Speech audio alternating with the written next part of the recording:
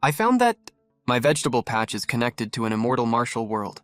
Powerful gods and demons are flying over one after another, but I can crush all of them with just one finger. Because all these transmigrated gods and demons are only as big as my fingertip. So they all think my vegetable patch is the immortal realm, and I am the supreme lord of the immortal realm. Right now, I'm swinging a hoe to clear weeds in the vegetable patch, when I suddenly spot under a small sapling a bug fighting with a bunch of tiny people. I rub my eyes hard. They are really a group of tiny people, and these tiny people can even fly. I can't believe what I'm seeing. I have cancer, sure, but I never heard it causes hallucinations. I don't have time to overthink it. My eyes are totally glued to the fight under the sapling. There are 9 tiny people total, ganging up on a thumb-sized spider. The 9 tiny people all look totally different.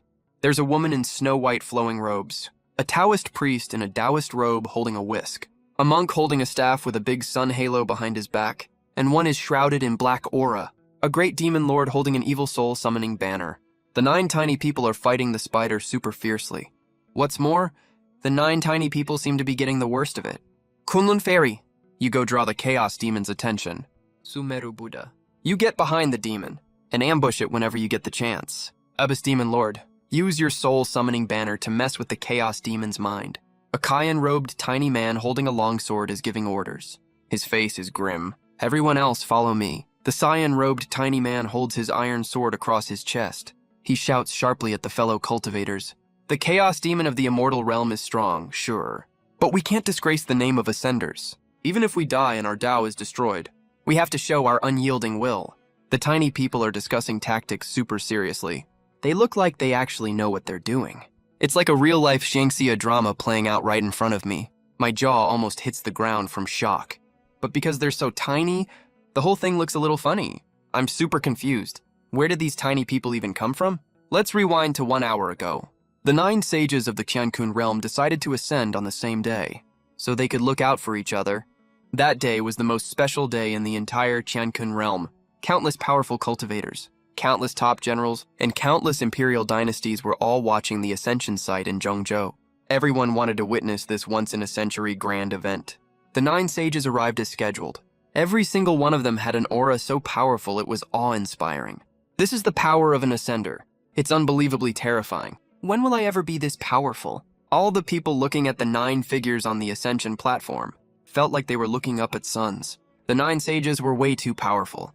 They had probably already reached the level where they could slay immortals. This world can't hold them anymore.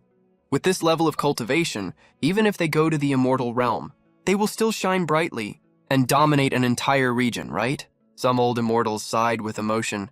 The 9 sages made a casual move. Space shattered. A spatial channel full of chaotic aura. With no visible rules appeared. The 9 people nodded slightly at each other. They glanced back at the homeland they had fought to protect, no longer holding any nostalgia. They flew into the channel, but who would have thought these so-called 9 sages would become this weak once they arrived in this world? They're even struggling to fight a single bug. When the spider saw the 9 tiny people, it was like looking at 9 pieces of prey. Its legs kept moving rapidly across the ground. Its speed was shockingly fast. The spider's speed seems normal to me, but it's unbelievably terrifying in the eyes of the tiny people. Supreme Sword Emperor Art, a majestic tiny man wearing golden dragon armor, was glowing with golden light. Like a tiny light bulb, there were faint golden dragon patterns swirling around him. As 9 majestic dragons roared, they transformed into 9 heavenly swords and shot towards the spider. But those swords were way too small. Smaller than a toothpick. I thought it was pretty funny when I saw that. The special effects are way better than what you see in movies. But the sword light did absolutely nothing when it hit the spider. It was like a few little spots of light hitting the spider. It teleported right in front of one of the sages. Its claw pinned the tiny man down as its spinneret shot out silk. In just a few seconds, the tiny man was completely wrapped in spider silk, wrapped up like a ball of yarn into a white cocoon. No matter how hard the tiny man inside struggled, or how much light glowed from his body, he couldn't break free from the spider silk. The Great Xia Emperor is down. When everyone saw the Great Xia Emperor taken down in one move, and trapped by the Chaos Demon, their hearts all skipped a beat in fear. The Chaos Monster is really terrifying, but the spider has no intention of sparing any prey present. Its 8 legs are like fitted with electric motors. It clicks as it moves across the ground. It pins down another ascender again. Then it does its thing quickly. A new white cocoon appears. The effects on these little guys look pretty cool. but their actual combat power is pathetically weak. This chaos monster is way too strong. At this rate, we'll all be wiped out entirely. The Kunlun Fairy's stunning face is full of anxiety, and things are exactly as she feared. The remaining sages are caught one after another. They have no power to resist at all. Even the strongest nameless sword immortal is like an ant in front of the chaos monster. It's over. The Kunlun Fairy's face turns deathly pale. She stares at the magic bead in terror. Am I gonna die here today? She is extremely unwilling to accept this. Kunlun Jue! She puts her palms together. She opens her palms. A yin-yang energy source appears. This is the yin-yang art that governs yin and yang. It's an extremely brilliant mental cultivation method. It's also the core technique of her as a righteous sage. This technique is super famous in the Qiankun realm. Its power is also incredibly terrifying. It's said to be able to slay immortals and gods. She pushes out the yin-yang art with both palms. It carries faint lightning with it. It lunges straight at the spider. This is the Kunlun Fairy's last trump card. After launching this attack, her body falls straight to the ground. But the trump card she thought could slay immortals and gods when it hit the chaos monster, it was just like a tiny water bubble popping. It was basically useless at all. It couldn't even tickle the monster. Is this world really that scary? No wonder senior ascenders warned us not to ascend. No wonder. There are so many regrets of senior ascenders around here. The Kunlun Fairy lands on the ground. She's already exhausted all her strength. She can only force a bitter smile. She watches the spider pounce quickly towards her. When everything is about to end. I've seen enough already. Right, when the Kunlun Fairy is about to be attacked by the spider. I stretch out a finger and poke it towards the ground. The spider is crushed instantly by my finger. The fluids from the spider splatter all over the ground. Oops, that was careless of me. It's messy. Should have poked it with a stick if I knew. I say in disgust while clapping my hands, like I just did a trivial little thing. Meanwhile on the ground, the Kunlun Fairy is too shocked to speak. Just a moment ago, right when she thought she was gonna die, suddenly fell from the sky, a huge finger. That crushed the unbeatable chaos monster into crumbs in one single go. Who on earth is the owner of that finger? Is this someone from the immortal realm? She's absolutely horrified. She looks up and finally notices the giant in the sky. The giant's body fills the entire sky. He's so tall and huge. The person in the sky looks very young. He has a handsome face, like a gentle and refined scholar. He must be a big shot from the immortal realm. Even if he's not the only ruler, he must be a super powerful regional lord. Thank you for saving us, Senior. May I ask what ruler you are in the immortal realm, Senior? We are cultivators who ascended from the lower realm. If you don't mind, Senior, I'm willing to join your sect. I beg you to take me in. The Kunlun Fairy senses keenly that this might be a huge opportunity. Huh? Sect? Ruler. I feel a little awkward after hearing that. In this world, I'm just an ordinary guy who's about to die soon. I don't have a sect. I'm not any sort of ruler, but my words sound like thunder booming in their ears. No matter if you're a ruler or not, please take us in, Senior. We are willing to serve by your side. Even if we don't become your disciples, that's fine. The Kunlun Fairy says, serve by my side. If this gets back to the lower realm, countless cultivators would be absolutely shocked. She is usually extremely arrogant, let alone serving someone by their side. Even glancing at her is considered blasphemy. Of course, she has no other choice now. She doesn't want to end up like the piles of bones around her and die young and beautiful. I laugh at myself mockingly. I never thought that one day, a loser like me who has achieved nothing would be called a big shot by others. I'm not some amazing big shot, but don't worry. I'll try my best to protect you all. As for serving me, we'll talk about it later. I know what the Kunlun Fairy is thinking. She's just afraid to walk away and leave everything unattended. These little people are really interesting. It'd be such a shame if they died. Thank you for taking us in, Immortal Lord. The Kunlun Fairy's eyes lit up. With my promise, she felt that all of them in this world had finally gained a firm foothold. Right after she spoke, the already pale Kunlun Fairy seemed to be suffering from low blood sugar, got dizzy and fainted straight away. What's going on? I saw the little person on the ground collapse and had no idea how to handle this. Is she dead? I had no clue how to treat her either. So I had to let the little people out of the spider silk ball. When I peeled off the cocoon, I was extremely careful, afraid I'd squish a little person if I got distracted. This was a really delicate task. It took me over 10 minutes to get all the little people out of the spider silk ball, except for a few who were still conscious. All the others had passed out.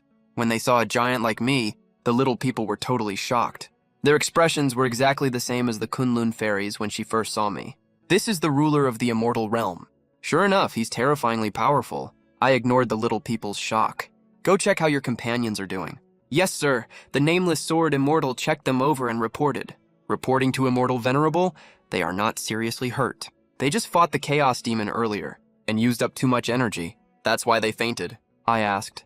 So basically they fainted from hunger. You can put it that way. The nameless sword immortal nodded with his hands cupped in salute. All right, wait for me a second. I turned around and went back to the room. To look for food, I searched for ages. On the table, I saw half a piece of bread I left over from this morning. Although it's a little small, those little people are not very big either. It should be enough for them, right? Then I filled a bowl with mountain spring water. I grabbed the food and walked over to the little people. There's nothing else available. Just half a piece of bread. Make do with this for now, okay? I put the plate on the ground. To me, this was just a normal action. A trivial thing, but in the eyes of the little people, my movement was way too shocking. My whole hand looked like a pillar holding up the sky, holding a giant plate that blocked out the sun as I set it down. It was literally like a meteor falling down. This power is way too terrifying. The little people thought I was hiding my true strength and being humble. Thank you for your generous gift, Immortal Venerable. We are eternally grateful. The Kunlun fairy also woke up slowly at this moment. Back in the mortal realm, they had already reached the Anidia state. They didn't need to eat at all. But after they came to the upper realm, it seemed like they couldn't survive without eating. They couldn't live without food, probably because the rules of this world are different. 9 little people climbed up from the edge of the plate. They started from 9 different spots, just like a group of ants, munching on the bread noisily. After eating a tiny piece, they were already full. I observed for a little while. They didn't eat much at all. These little people have really small appetites. There's water over there. I pointed at the bowl beside me. The little people had regained their strength and could fly again now. They flew over to the white bowl, drinking water in big gulps. Watching the little people eat and drink, I felt like I was raising a bunch of little pets. It's super fun. Thank you for saving our lives, Immortal Venerable. We will never forget this kindness. We still don't know your name, Immortal. What should we call you? After eating and drinking their fill, the little people decided to get on my good side. Maybe if they got close enough, they could join the Immortal and become his disciples. My name is nothing worth mentioning. Don't worry about it. I felt really awkward saying my name out loud. I'd rather not say it. Oh, right. It's pretty dangerous for you guys to live here. You might get attacked by snakes, insects, rats, and ants all the time. How about I find you a different place to live? I wanted to move them into my house. We will do whatever you say. The little people had no objections. On the contrary, they were very happy. This means the giant wants to take them back to his sect. Their impression of the immortal realm people improved greatly. I held them in my palm and was about to take them home, but I had only walked 3 meters away from the small tree. The little people's bodies started drying out rapidly, and their life force was fading fast. Immortal Venerable! The little people cried out with twisted, pained faces. I was so scared that I immediately sent the little people back to their original spot. It seems you guys can't leave the area around this tree, I said, feeling a little embarrassed. I can only let them live around the small tree. They can't join my sect. That made the little folks feel regretful. But there's nothing they can do. Who let them be so weak? They can't leave the world tree. This tree doesn't seem ordinary. 8 a.m. the next day. I woke up slowly. I glanced at the time. I found there were several messages on my phone. They were from my ex-girlfriend Liu Ruyan. Suning, what did you say to my parents? Why did they scold me as soon as they got home? We already broke up. Why are you still playing these clingy tricks? Is that fun? You can tell she's really angry. But I didn't do this at all. I heard you went back home to farm. You're still so unambitious. If you'd had a little more ambition back then, would we have ended up like this? Fine, let's not talk about it. Let's just leave it at that. I hope you don't bother me again in the future. We're done. I wanted to explain, only to find I had already been blocked. I shook my head. I felt bitter inside. The people who were once the closest to you end up on your block list in the end. But I also don't care anymore. I thought for a moment. I still sent a text to my would-be mother-in-law Aunt Sue. I advised them not to pressure Liu Ruyan anymore. It's good to break up peacefully like this. This former would-be mother-in-law of mine, though she has a sharp tongue but a soft heart. Her whole family was really nice to me, but I was diagnosed with terminal cancer. I don't know how much longer I can live. With nothing else to do, I sat in front of the small tree, quietly watching the little folks live their lives, just like a high and mighty god looking down on mortals. The little folks didn't say much when they saw me. They just kept doing what they were doing. In their hearts, I am a god. In just one night, the little folks had already built their own cultivation abodes. That's really awesome. I couldn't help nodding. Around the small tree, there were 9 tiny buildings rising from the ground. They formed a small village. It looked pretty decent. The main building material was weed roots. The roofs were made of fallen leaves from the small tree. The little folks settled down. They sat cross-legged on the roofs and started cultivating. This is really interesting. It's my first time seeing immortals cultivate, so I watched with great interest as wisps of energy slowly entered their bodies from the surroundings. They looked a lot more energetic. Each of them absorbed different energy. Fairy Kunlun absorbed white energy. Abyssal Demon Lord absorbed dark energy. The other gods and demons absorbed different types, too. This is their exclusive Tao attribute. Watching them cultivate, it's like watching a big Xiangxia drama. That's not right. They can cultivate. I wonder if I can do that too. If I can also cultivate, is it possible that immortal power can cure my terminal illness? At this thought, my heart was suddenly filled with anticipation. If fate hadn't played such a cruel trick, who would want to die? The more hopeful I felt, the more nervous I got. I want to ask you something. What cultivation technique are you practicing?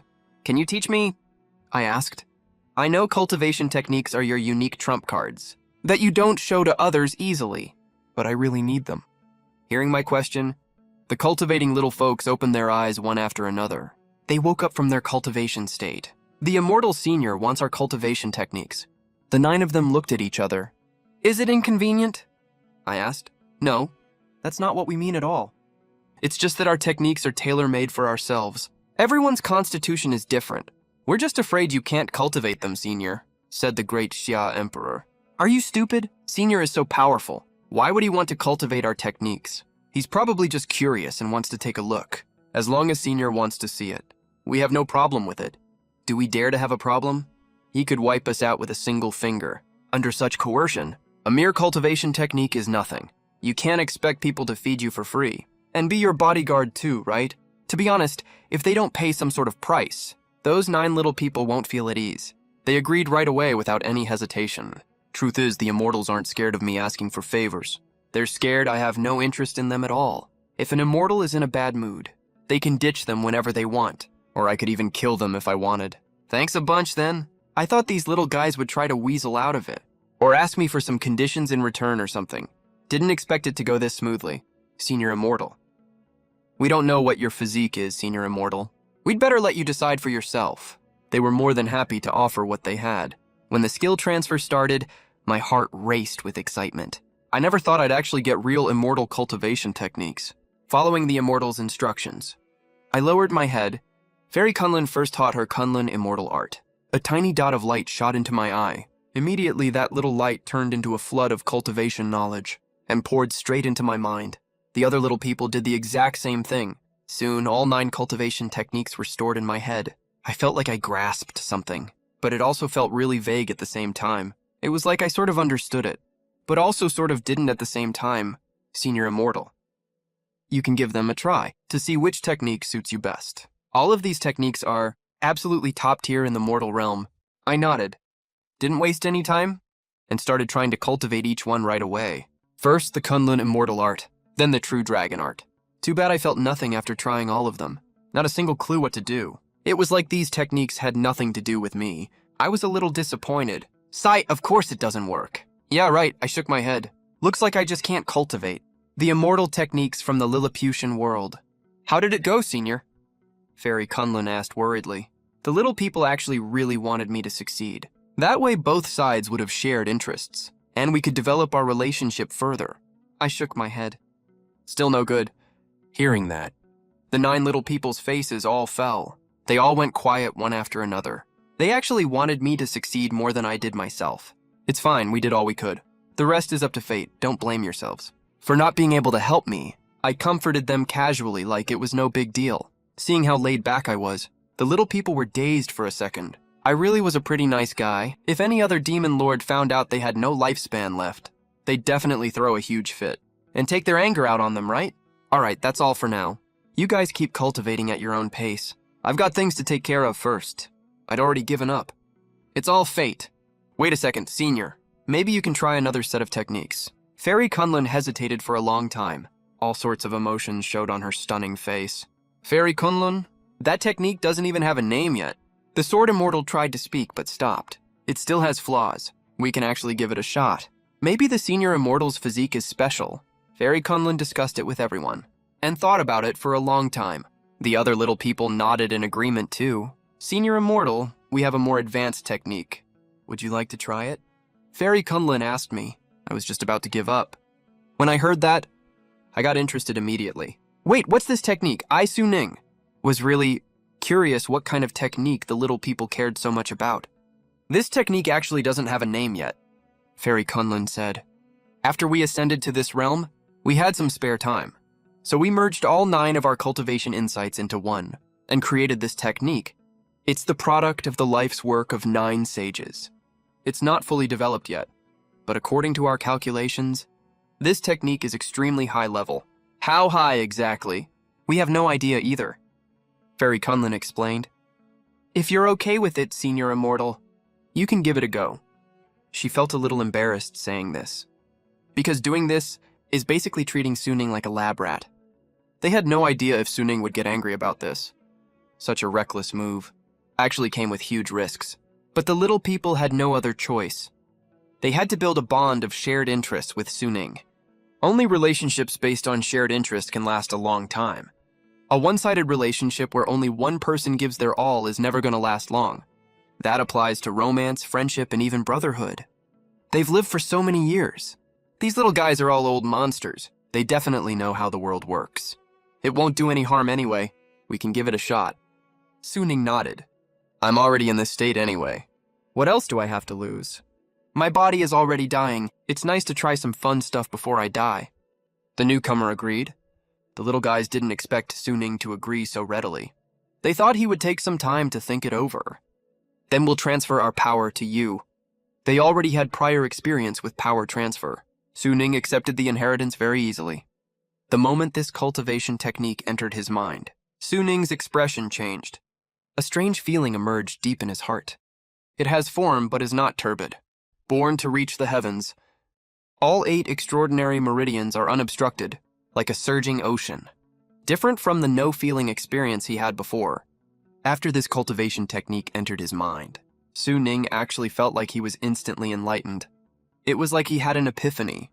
Some nerve in his body suddenly connected. He understood what this was. Su Ning looked serious. He seemed thoughtful and immediately sat cross-legged and started cultivating right there. This cultivation technique is very peculiar. It's like it's alive. It fits Su Ning perfectly. It even works on its own to assist him. He circulated his power following the technique and adjusted his breathing. Su Ning felt there was a warm stream of energy in his lower abdomen.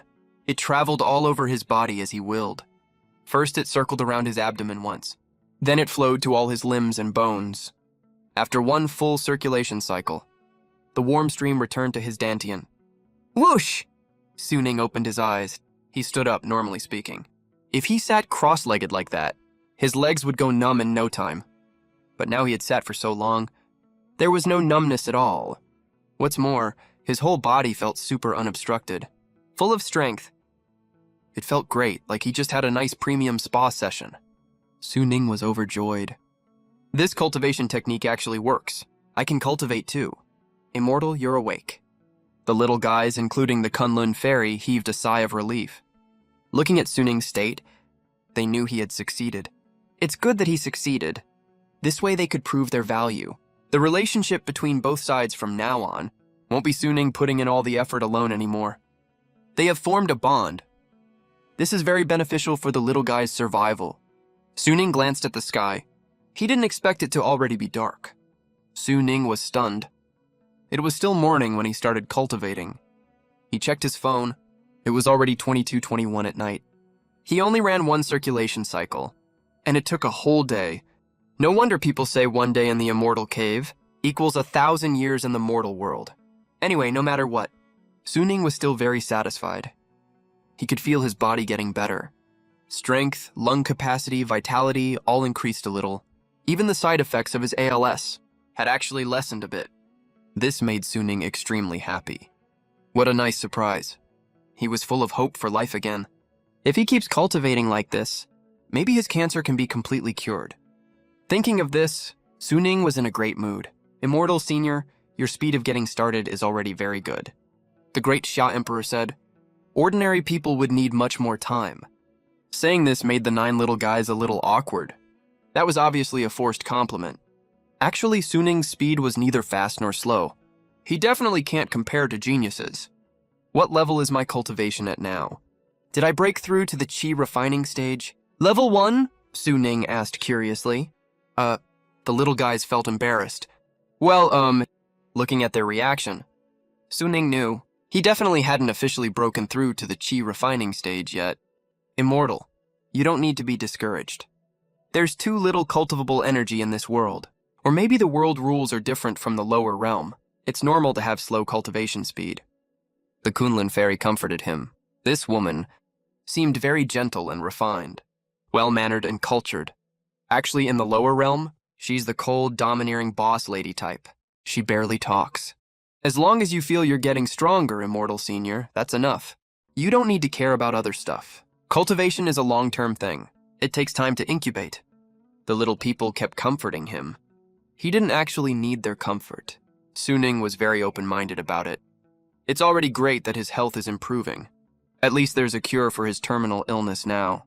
After everything that happened these days, Suning realized a truth.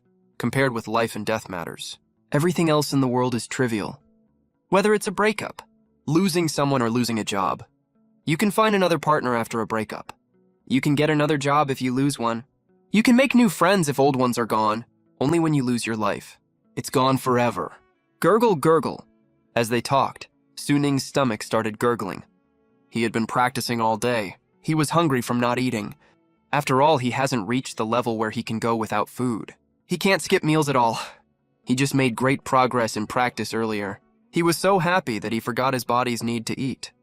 Now he was starving like crazy. He looked at the little people. They had also been hungry for a whole day. They could barely hold on. I'll go get something to eat. Wait for me, okay? With that, Suning headed straight for the kitchen. He cooked 3 whole big bowls of dried noodles, fried 10 eggs, used up the entire pack of dried noodles. He gave some to the little people. The rest all went into Suning's stomach. Even that only filled him up 80%. All the food was gone now. He could only figure out a solution tomorrow. Go to the town to buy some daily necessities. Suning was in a really great mood today. It was the best mood he'd been in 2 months, since he broke up with his ex-girlfriend. Actually, you could say it's been years, since he felt truly happy from the bottom of his heart. When he was with Suyi before, he suffered from serious emotional exhaustion. His body was also tired from heavy workload. He wasn't really happy at all back then. Suning thought, maybe breaking up is for both of us. A really good choice. Full and satisfied, Suning no longer felt lost. He went straight to bed to sleep, looking forward to continuing his practice tomorrow. Meanwhile, in a corner of the city, Suyi was so angry that she couldn't fall asleep. That Suning, he just won't leave me alone. I already told him we're broken up. How dare he go bother my parents? Does he think this can make me change my mind? This only makes me hate him more and more. I will never ever forgive what he did, and I will never get back with him. The next day, Suning got up when the sky was just turning light. He went to the small town to buy some daily supplies, then went home to continue practicing. He practiced, completely addicted to the practice that makes his body better. He didn't know if it was an illusion, or he really improved a lot after practicing. He walked more than 10 kilometers in one go, and wasn't even tired at all. He wasn't even out of breath. You know, the day he first got home, he walked home from this same spot. It was so painfully hard. He felt like his body wasn't even under his control, especially his heart. It felt like it was saying, if you don't stop now, I'm gonna stop working. That day, Suning walked and stopped from time to time. It took him ages to get home all exhausted. Now his physical fitness has improved a lot. It's not worse than ordinary people's. At least it's close to the average level. That's definitely something to be happy about. The sun was setting in the west. Rosy clouds dyed half the sky red. The sunlight spilled over the mountains, grass, and trees from the west. The endless stretches of crops in the fields, the streams in the gully, all covered in golden light. The whole world was wrapped in this beautiful scenery. Suning had his back to the sunset, sitting cross-legged facing the setting sun. The sun stretched his shadow longer and longer, like a supreme being facing away from all living creatures.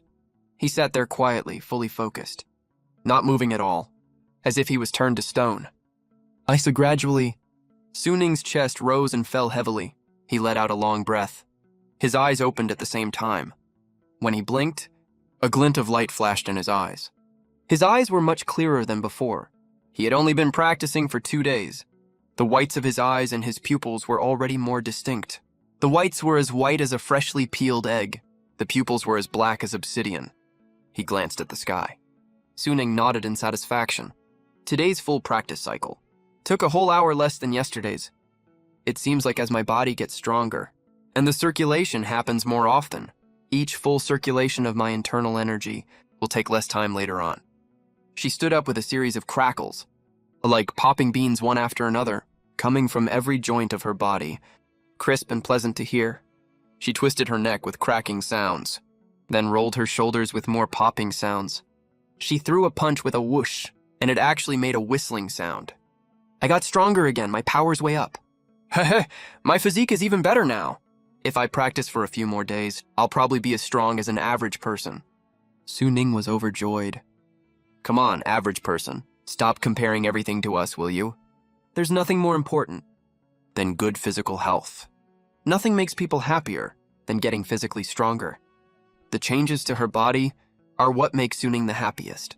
Immortal Senior, your cultivation speed is truly impressive.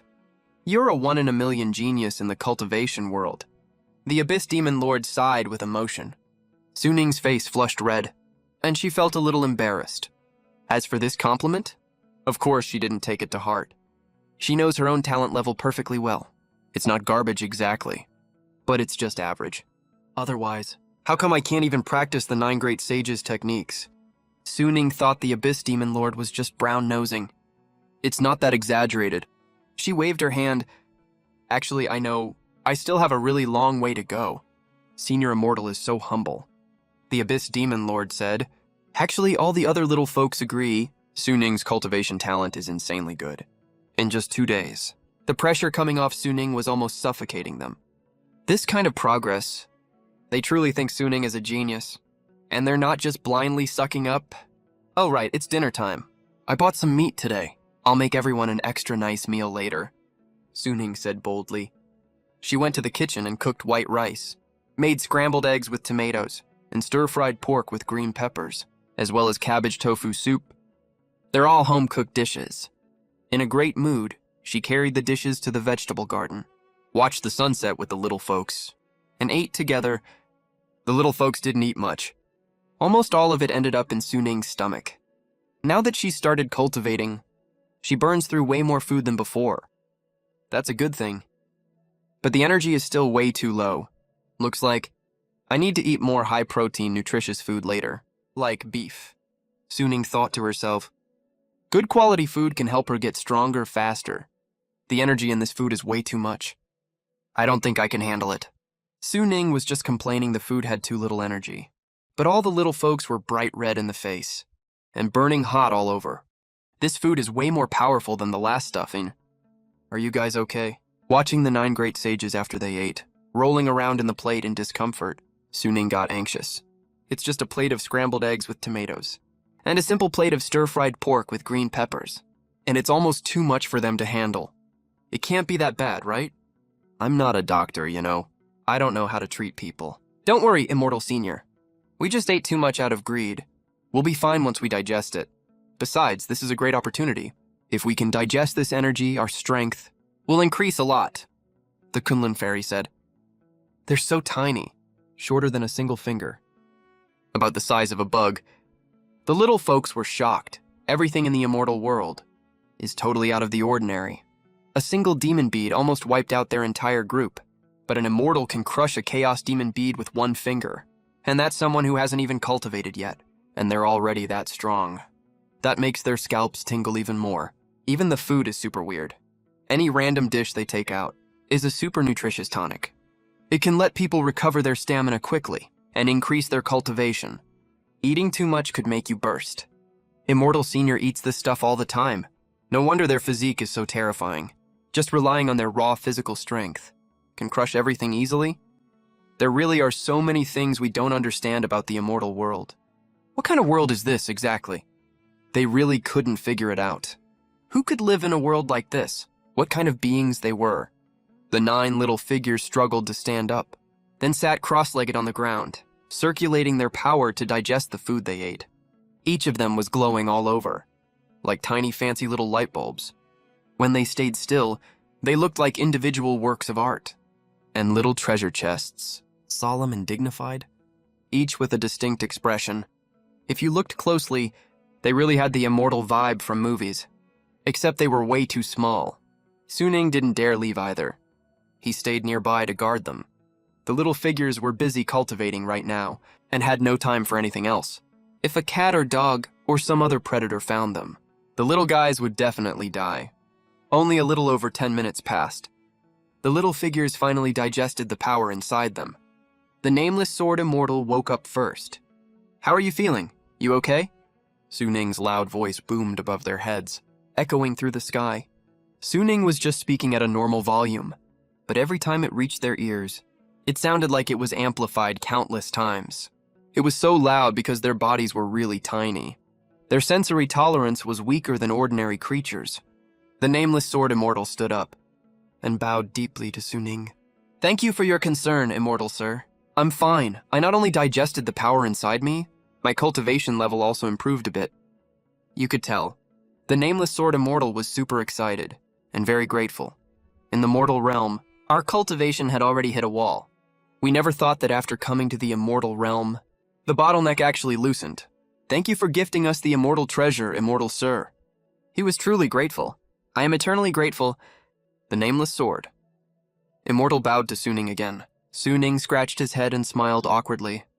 Those were just home-cooked dishes. Nothing special at all. He never expected that these cultivators from Lilliput would treat them as magic pills. These little guys' standards are kinda low, huh? The little gods and demons gradually woke up. They felt the power surging inside their bodies, and were overjoyed. All of them had gotten stronger. Suning could tell too. Wait, the aura from these little guys. Aura. He couldn't sense that at all. But the glow on their bodies got a bit brighter, so they probably got stronger, right? Suning stroked his chin and looked at the 9 great sages. He thought for a second, mumbled to himself, "How are they stronger? I don't feel any difference. I can still crush them with one finger, looks like." The little guys did get stronger themselves, but compared to someone like Suning, they'd still get crushed with one finger. The 9 great sages felt their cultivation skyrocketing. But in reality, this kind of improvement to Suning was like adding a single drop of water to a pool. It made no difference at all. When Suning saw the little guys were awake, there was no need to guard them anymore. They chatted for a bit. The little guys were obviously super grateful to Suning, but Suning didn't think much of it. He went off to do his own thing. Originally, he wanted to keep cultivating, but then he thought finishing one cultivation cycle would probably take until late at night. He couldn't skip sleeping, so he gave up on that idea. When he was free, he had nothing to do, so he just grabbed a hoe, took off his shirt, and started digging and loosening the soil. Grunt! He lifted the hoe high and slammed it down in the blink of an eye. It dug deep into the soil. He pulled hard, lifting up a huge clod of dirt. Thud! He used the back of the hoe to smash it. The big clod of dirt broke into pieces. A fresh smell of soil filled the air. It made his whole body feel relaxed. Digging work like this. Suning had been doing it since he was a kid. His skills were still sharp. Being close to the soil always gave him a comforting sense of peace. "I got stronger, my strength increased a lot too," Suning mumbled to himself with a smile. Before he started cultivating, he would get tired even cutting grass. Now he's digging so aggressively, and going all out still feels super easy. He could really feel that all aspects of his physical fitness had improved again. Even a little bit of progress every day made him happy. It was a kind of expectation. The expectation that life would get better and better. There was hope. "I have no idea. If my terminal illness is cured too, when I have time someday, I must go to the hospital for a checkup." Suning thought he felt better, but that was just a feeling. Most of the time, feelings can trick you. A lot of times it's just psychological, to see if there's any improvement. You still need to get checked at the hospital. Huffing and puffing, Suning finished, digging all the land around the house in one go. He worked really fast. The sky just started to get dark. It only took about an hour. After finishing all this, he was dripping with sweat, even faster than when he was fully healthy. Suning was stunned. So this is what cultivating immortality is like, even if using it to dig dirt is kind of overkill. Thinking of this, Suning felt pretty embarrassed. Other people cultivate to fight humans and demons, fight heaven, earth, and fate. Fight for the great Tao. Cross that single plank bridge. All kinds of brutal fights. And here I am using it to dig dirt. If people found out, my fellow villagers would laugh me to death. Good thing no one else in this world cultivates immortals. I'm the only one. But soon enough, Suning brushed these thoughts aside. He started planning out his land, thinking about what to plant. This spot for veggies? Cabbage. This spot for radishes? This spot for chili peppers. This spot for cilantro. Cilantro is the best food in the whole world. I wish the whole world was planted with cilantro. This spot for strawberries.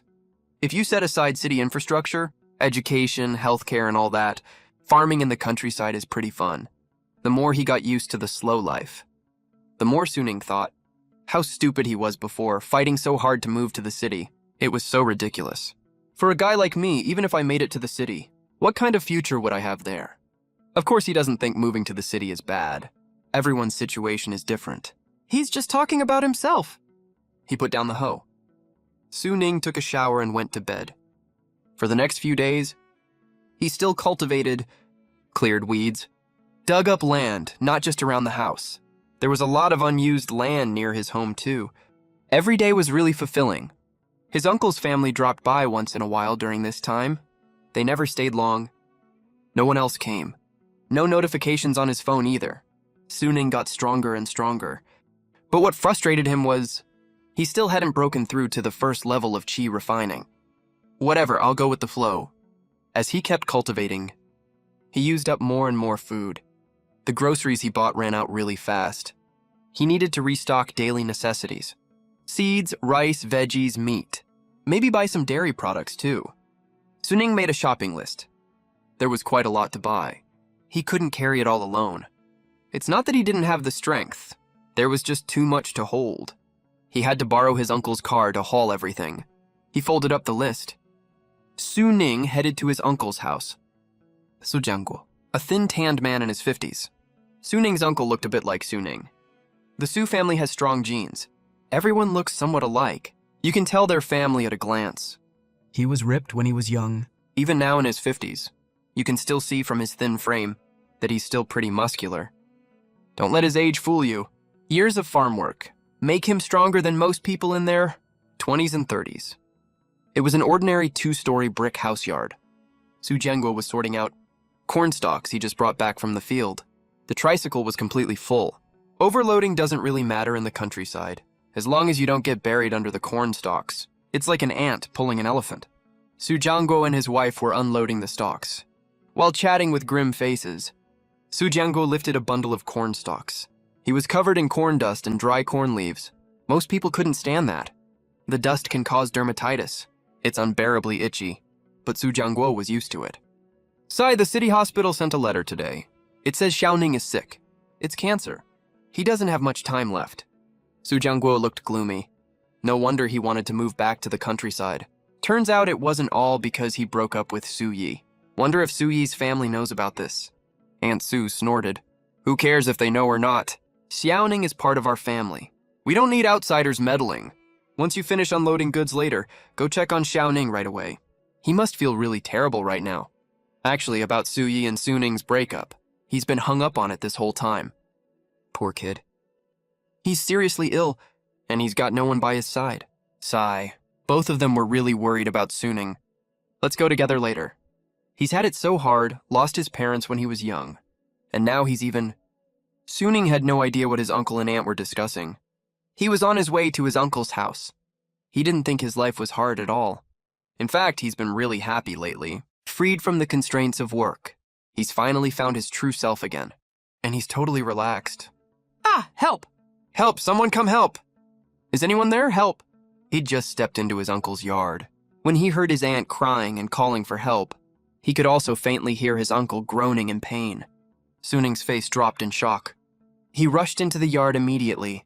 He saw his uncle was pinned under an overturned tricycle fully loaded with corn stalks. His whole body was buried under the stalks. Only a small part of his head was sticking out. "Outside, Uncle," Suning called out. In his panic, he didn't care about anything else. He dashed forward. "Xiaoning, is that you? Go get someone to help right now. You can't do this alone." Aunt Sue didn't even finish her sentence before she saw Suning squat down, grab the bottom of the overturned tricycle with both hands, and heave with all his strength. That heavy tricycle was lifted straight up. He grunted and put even more force into it. In front of Aunt Sue's shocked eyes, the tricycle actually lifted off the ground. Suning pushed it and it rolled over to the other side. After moving the tricycle out of the way, Suning immediately checked his uncle's condition. He asked his uncle urgently, "Are you okay?" "Xiaoning, you..." Aunt Sue, who had seen the whole thing, pointed at Suning. She was stuttering too much to get a full sentence out. "It was just too shocking. Wasn't he sick?" "Does this look like someone who's sick?" Aunt Sue covered her mouth. She stared at Suning in shock, like he was some kind of little monster. How is he so strong? He pulled with all his strength and actually flipped the tricycle over. The tricycle, plus all the cornstalks on it, must weigh at least 400 to 500 pounds, right? And Suning just flipped it over. And the critical notice from the hospital said he was seriously ill and extremely weak, right? As time went on, he was even supposed to have trouble walking until he eventually died. But the Suning right in front of them didn't look sick at all. He was perfectly healthy. Things were really urgent just now, so Suning didn't think twice about it. That's why he showed his true strength. Of course, he wasn't planning on hiding it anyway. After flipping the tricycle over, he pulled his uncle out of the pile of corn stalks. "Uncle, are you okay?" Suning asked worriedly. Uncle patted his military-style jacket, brushing off the bits of corn leaves. Then he gave a simple, honest smile. His dark skin and bright smile looked so genuine and down to earth. "Heh, I'm fine. It just pressed on me for a bit. Didn't hit any vital parts. Don't worry about me." Uncle looked totally unbothered. "Maybe you should still go to the hospital for a checkup. The registration fee for a visit is really cheap," Suning suggested. "I'm really fine, no pain, no discomfort. I just couldn't move because I was pinned down, that's all. Us Sioux family folks have always been tough as nails. What are you so worried about?" Uncle moved all his limbs around. You could tell he was really okay. That made Suning breathe a sigh of relief. When Su Jianguo was unloading corn just now, the tricycle slowly tipped over and pinned him underneath. The corn stalks cushioned him, so he didn't get hit, just trapped. He just couldn't get out. "Xiaoning, your strength is insane." Aunt Sue walked over, looking confused. "You just flipped it like that out of nowhere." It ran over and bumped against it. It flipped the tricycle over right away. "That tricycle is super heavy, you know. Where did you get all that strength?" Aunt was really confused. Hearing what Aunt said, Su Jianguo also realized what was going on. "Yeah, Xiaoning, how come you're so strong? This tricycle isn't light at all. You can't lift it without 3 or 4 people. Maybe I was born with super strength," Suning said. He couldn't tell them he cultivates immortality. Not right now, at least. Or Uncle and Aunt would think he's crazy. "Oh, right, Uncle. Didn't you say earlier, we folks from the Su family are super capable. We've got really great physical fitness. Isn't it normal for me to have lots of strength?" Suning smiled. "You little rascal asking for a beating. You even got a comeback for everything I say." When Su Jianguo looked at Suning, he was really happy. He teased Uncle jokingly. "Don't you dare hit me. I got beaten enough by you when I was little. I'm all grown up now. If you hit me again, I'll lose so much face." The two of them chatted and laughed. The conversation was really relaxed. Maybe this is what family feels like. He felt totally relaxed around them. He didn't have to hold anything back. He could take off the fake mask he wears outside. To Suning, Uncle's whole family, or just his real family. Su Jianguo thought for a moment. His face turned serious. "Xiaoning, let's be serious. Are you sick? Do you have cancer? The hospital said you don't have much time left. That's why you came back home." When Su Jianguo brought up this topic, he stopped joking around like before. He was totally serious. The smile on Aunt's face also disappeared. She looked really worried instead. You've had it so hard, kid. Why don't you come live with us? I know you're really stubborn and independent, but we're your family. Family don't care about whether it's troublesome or not. If you move here, we can take care of you. Aunt persuaded him. Yeah, Xiaoning. Don't try to tough it out alone, okay? I'm here for you, no matter what. Uncle patted Su Ning on the shoulder. His eyes were filled with tears.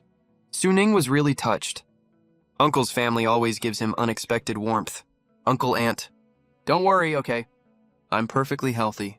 I don't look sick at all, right? Look, I'm totally fine right now. I can flip a 400 to 500 pound thing over easily. Have you ever seen a sick person do that? Su Ning spread his hands, acting like it was no big deal. But the hospital sent us a critical illness notice. Aunt said, a critical illness notice. Do they even send those out to other people? That's not a standard practice, right? Su Ning was confused. No matter what, Uncle's family did find out about his supposed illness. But his illness is already getting stable now. He cultivates immortality now, after all. A little cancer is nothing to him. He couldn't do anything about it before, but it's totally fine now. That was probably a scam or a mistake. Su Ning explained. Look, I'm totally fine, right? Looking at the strong and healthy Su Ning, he really didn't look sick at all. If someone with my strength is sick, then there's no healthy people left in the world, Su Ning said, Uncle, Aunt. Don't worry about me. I'm doing great. I came back home because I'm sick of city life. I just want to live in the countryside, that's all. Uncle and Aunt looked at each other. They spoke after a long while. You really aren't sick. Or are you just saying that so we won't worry? You're just trying to put our minds at ease, right? I'm healthier than I've ever been. Su Ning patted his chest. Besides, if I really was sick, and I really needed your help, I definitely wouldn't be polite about it. Oh, that's good then. That's such a relief. When we first got the news, we were terrified. We were planning to visit you after we finished clearing the corn stalks. It's so great that you're okay. Uncle and Aunt finally let go of their worries. That scamming, unethical doctor is so evil. How dare they lie to us? The two of them mumbled and complained about the hospital. But now they confirmed Su Ning was fine. Both of them were pretty happy. Uncle and Auntie, let me help you finish all the chores at once, yeah? I don't come over that often anyway. Sun Ning changed the subject. No need, Xiaoning. You're still young, don't do heavy work. Just let your uncle handle it. The aunt hurriedly stopped him. Sun Ning was speechless. I'm already 27 or 28. And you're still calling me a kid. But in the eyes of elders, juniors never grow up. Sun Ning insisted on helping. Since he was super strong, doing chores was a total breeze for him. A whole truck of corn stalks was cleared out in no time. The uncle was finally convinced Sun Ning was basically fine, so he stopped being polite. It'd be a waste not to make use of that strength. The stone mill at home just fell over. Su Jiangguo couldn't lift it by himself. Just give me any heavy work you have. Sun Ning grinned. He actually lifted the over 500-pound millstone all by himself. That's more than 500 pounds, mind you. Sun Ning was a total Hercules. If he was actually sick, then there's no normal person left in the whole world. Have you ever seen a sick person lift a 500-plus pound millstone? Su Jiangguo was pretty strong too, but he could never do what Sun Ning just did. He'd always been known for his strength. Whenever people in the village talked about him, everyone called him the Strong King. But now he was totally impressed. He originally wanted to snort and say, I was even stronger when I was young. But then he thought back to his youth. Turns out he couldn't lift a millstone that heavy back then either. So he shut up obediently. Su Jiangguo looked at the super strong Sun Ning. He could only sigh. Our old Su family really has great capabilities, great strength and powerful genes. Sun Ning saw how much he'd improved. He was actually really happy inside. Before he started cultivating immortality, forget lifting a millstone, I could barely even climb onto the heated kang. Looks like this whole time. I've actually been evolving. Uncle finally believed I was fine. Look at my current build and strength. He'd be jealous even when he was young. Sun Ning saw they weren't worried anymore. He helped them with a few more things. Then borrowed a car to go to town to buy daily necessities. After buying everything on the shopping list, Sun Ning returned the car to his uncle's house, then went back home to start cultivating. Now after finishing one cultivation cycle, it was only a little past 4 p.m. You know, he spent a lot of time shopping in the morning. That means Sun Ning's cultivation speed has at least doubled. In the future, he can do more than 2 cycles in one day. This kind of progress was really surprising. Sun Ning didn't know how fast other people cultivated. Because he had no one to compare to, he was probably the only person cultivating in this world. As for the tiny people, they aren't a good reference. Their qi refining stage cultivation seems different from his. According to the tiny people, in their world, it's very easy to reach the qi refining realm. Everyone's physique is different. After he finished cultivating, Sun Ning was bored, so he watched what the tiny people were doing. He loved watching the tiny people's lifestyle every day. He thought it was amazing. Way more fun than scrolling through phone videos. The tiny people were getting more and more used to life here. Others were cultivating, some were slacking off doing nothing. They probably got tired from cultivating. Taking a break. While Kunlun Fairy and Nameless Sword Immortal were sparring, Kunlun Fairy, you and I were the first to break through. Let's have a spar. See what we've gained from recent cultivation. Let's stop when one of us gets the upper hand, okay? Nameless Sword Immortal was dressed in cyan robes, with his hands behind his back, flying in the air. Looking super majestic, exactly like a peerless sword immortal.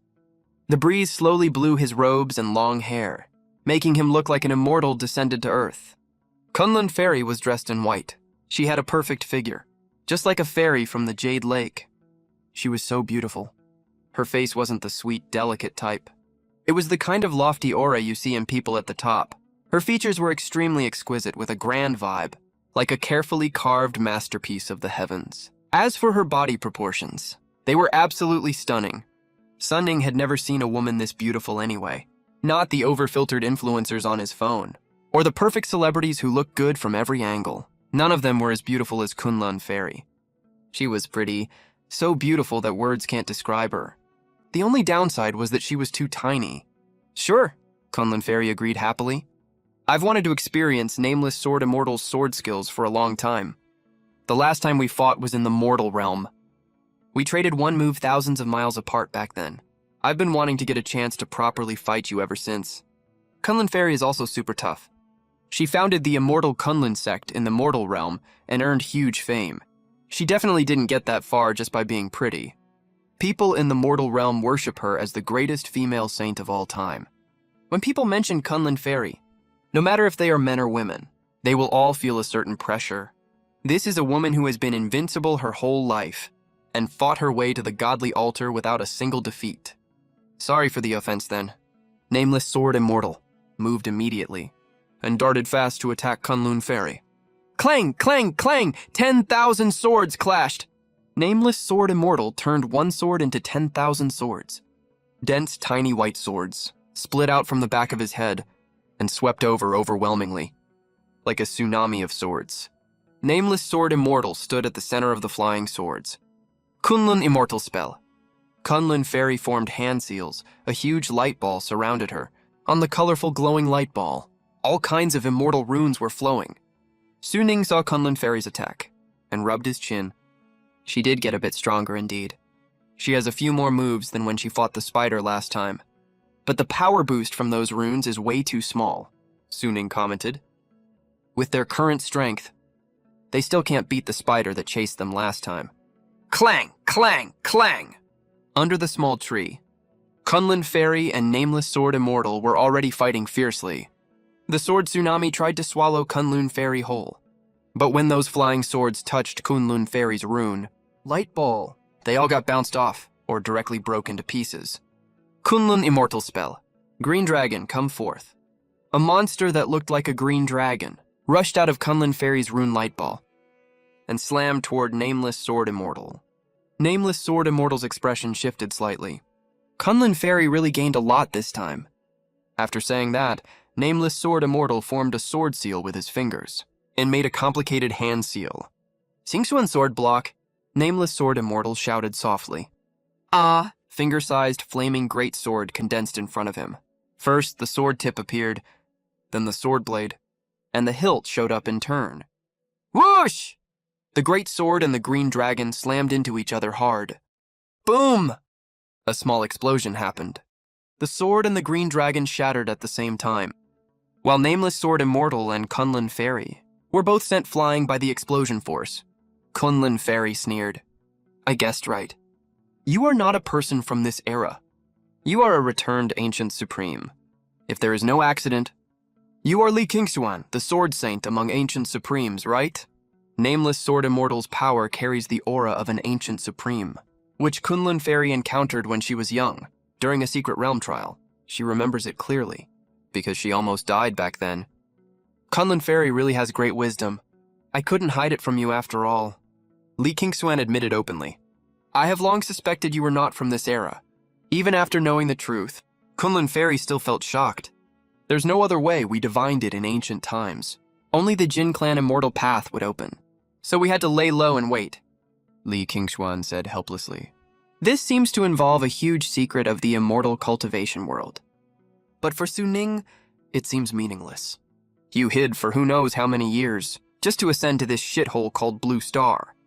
For this goal, you guys really went all out. Back when I fought for the righteous path, I was ambushed by an ancient supreme, and almost lost my life in cultivation. Ever since then, I swore, I will definitely find the remaining followers of ancient supremes, and take my revenge, Kunlun Fairy said coldly. Fairy, please don't misunderstand. Li Qingxuan has always been open and above board. The one who ambushed you is someone else. Li Qingxuan responded calmly. He is not scared of Kunlun Fairy seeking revenge. He just doesn't want infighting in this dangerous immortal realm. Sticking together to survive is the top priority now. I, Li, have never participated in fights of the Qianken realm. You also know a saint's word is as good as gold. There's no need to lie. Kunlun Fairy turned her gaze to the other saints around, wondering if there are also remaining ancient supreme followers among them, stared at by her cold and gloomy gaze. The other saints frowned tightly, but didn't say much. As fellow supreme saints, they all have extremely strong willpower, and don't think they are weaker than others. Even if the other party is the greatest female saint of all time, Suning looked down at the little figures below. Who would have thought? These little folks actually have conflicts among themselves. Competitors, hunters, schemers, all chasing ascension. Trying to live long enough for the right ascension window. Have been plotting for eons. Tricked and killed countless powerful cultivators. That's so damn cool. If this were made into a novel, every single one of these little folks would be the main character. Their stories would take millions of words to finish telling. I'll set aside past grudges for now. But that doesn't mean I'm weak. When the time is right, I will settle accounts one by one with everyone who ambushed me, and get the justice I deserve, said Fairy Kunlun. Even though I'm a woman, that doesn't mean anyone can push me around. The crowd still had no expression on their faces, completely unreadable. If you're a weak woman, there are no strong women in the whole world. Pardon the petty drama, Senior Immortal. Fairy Kunlun cupped her hands towards Suning. This private business shouldn't have been aired publicly. But conflicts are conflicts. Left unresolved, there'll always be a hidden risk. Suning waved his hand. No problem, I don't care about your grudges, and I won't interfere in your fights either.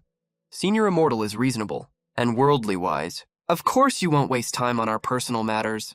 Rest assured, Senior. We'll only handle our personal matters in private. We won't disturb your peaceful cultivation, said Li Qingxuan. He's an ancient supreme being. He barely clung to life and laid low until the immortal path opened. It wasn't easy at all. Suning could tell this guy was really steady. When the immortal path opened, he didn't ascend immediately. He was actually really lucky. When he finally ascended, he ran right into Suning returning to the village. Otherwise, the fate of these little folks would be no different from the little skeletons around here. Is he just plain lucky? Or does he have the ability to avoid misfortune?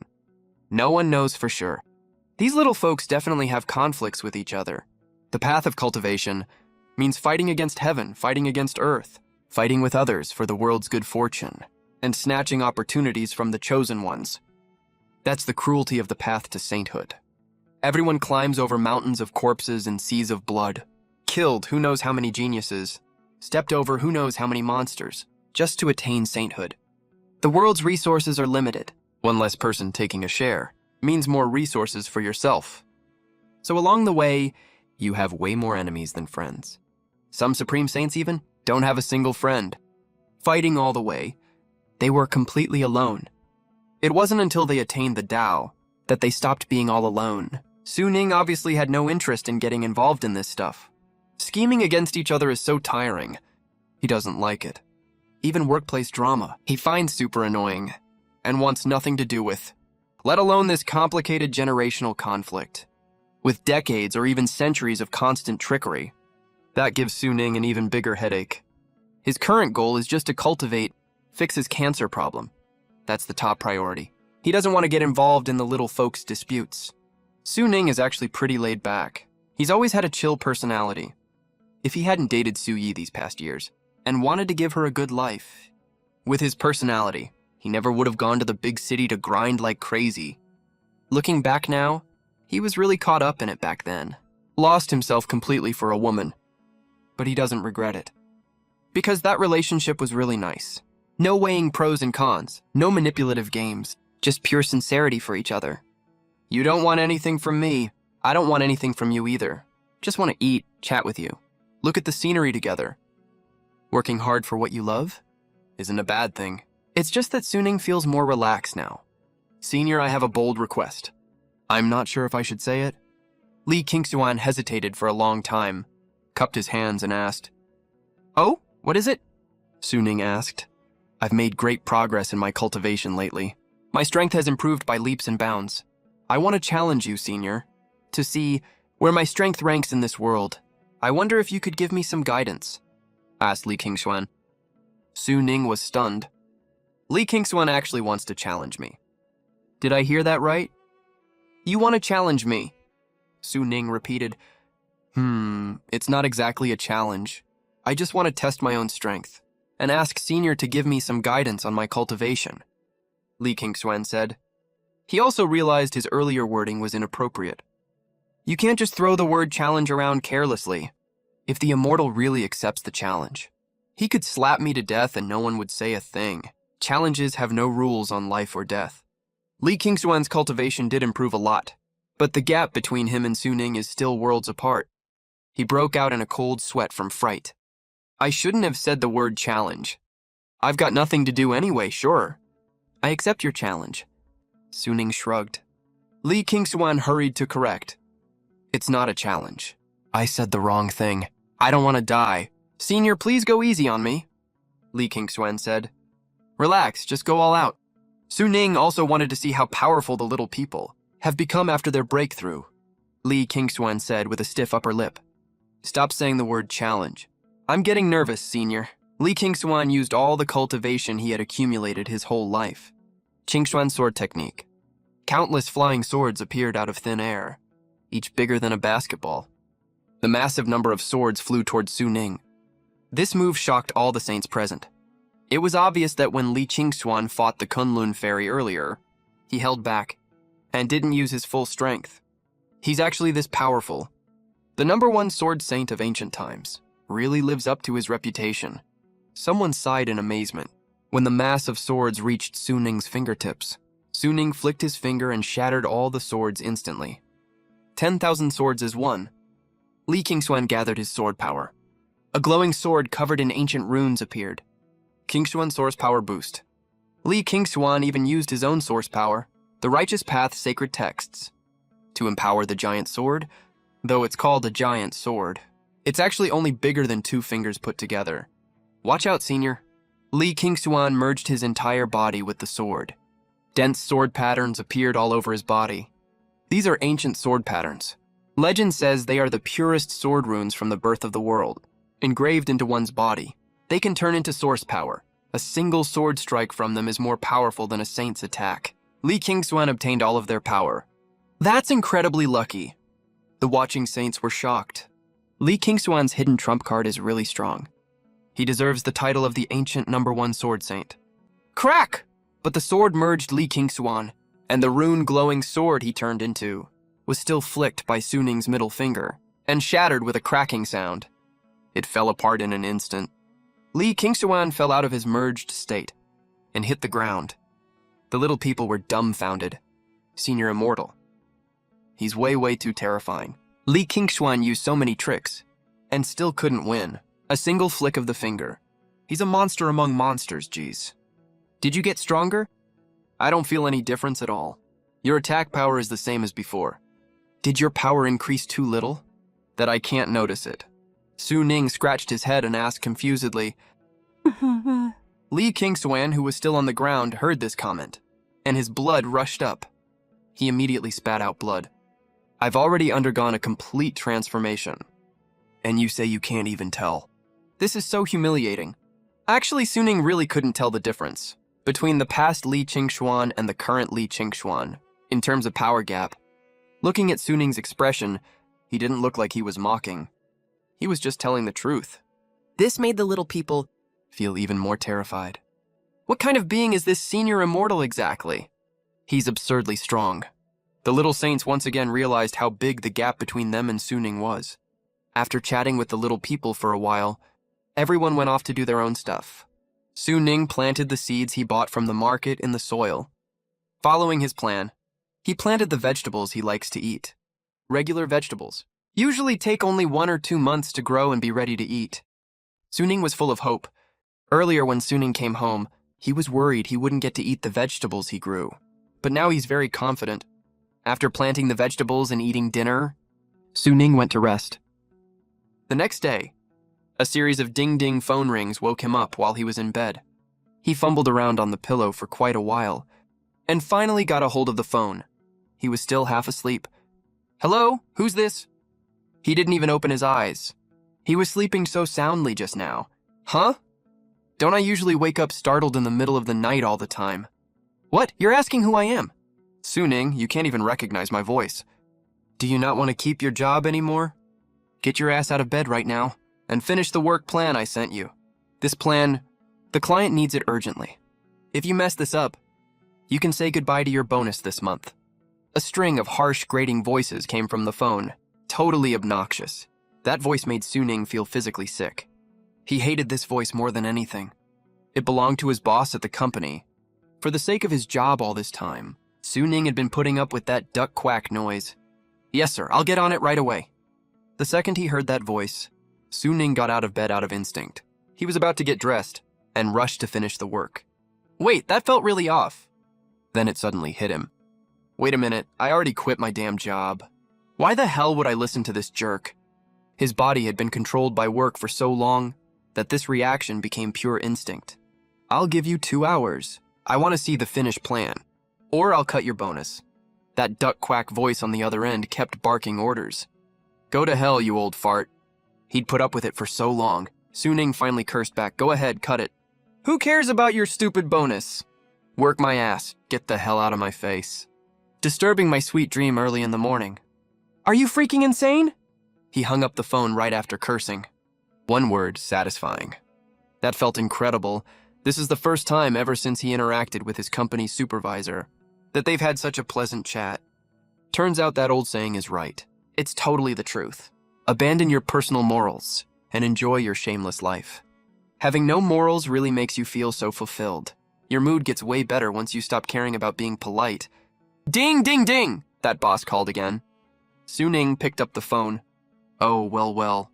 Well done, Su Ning! How dare you talk to me like that, you little shit? You don't want to work here anymore, huh? Do you have any idea how many people are dying for this job? Pack your stuff right now and get lost. How dare you curse at me? The boss on the phone was fuming with rage, yelling non-stop at Su Ning. He obviously didn't expect Su Ning to curse back at him. He couldn't take it at all. Su Ning kept going. Oh, you're cursing at me now. Yeah, I'm cursing at you. What are you gonna do about it? Who do you think you are? Some hotshot successful guy? You act all decent in front of outsiders, but you're nothing but a piece of trash at the company. You only pay us that lousy little salary every month, acting like you're doing us a favor or something. I work for you because it's an equal value exchange, not because I'm relying on your charity to feed myself. Who the hell do you think you are?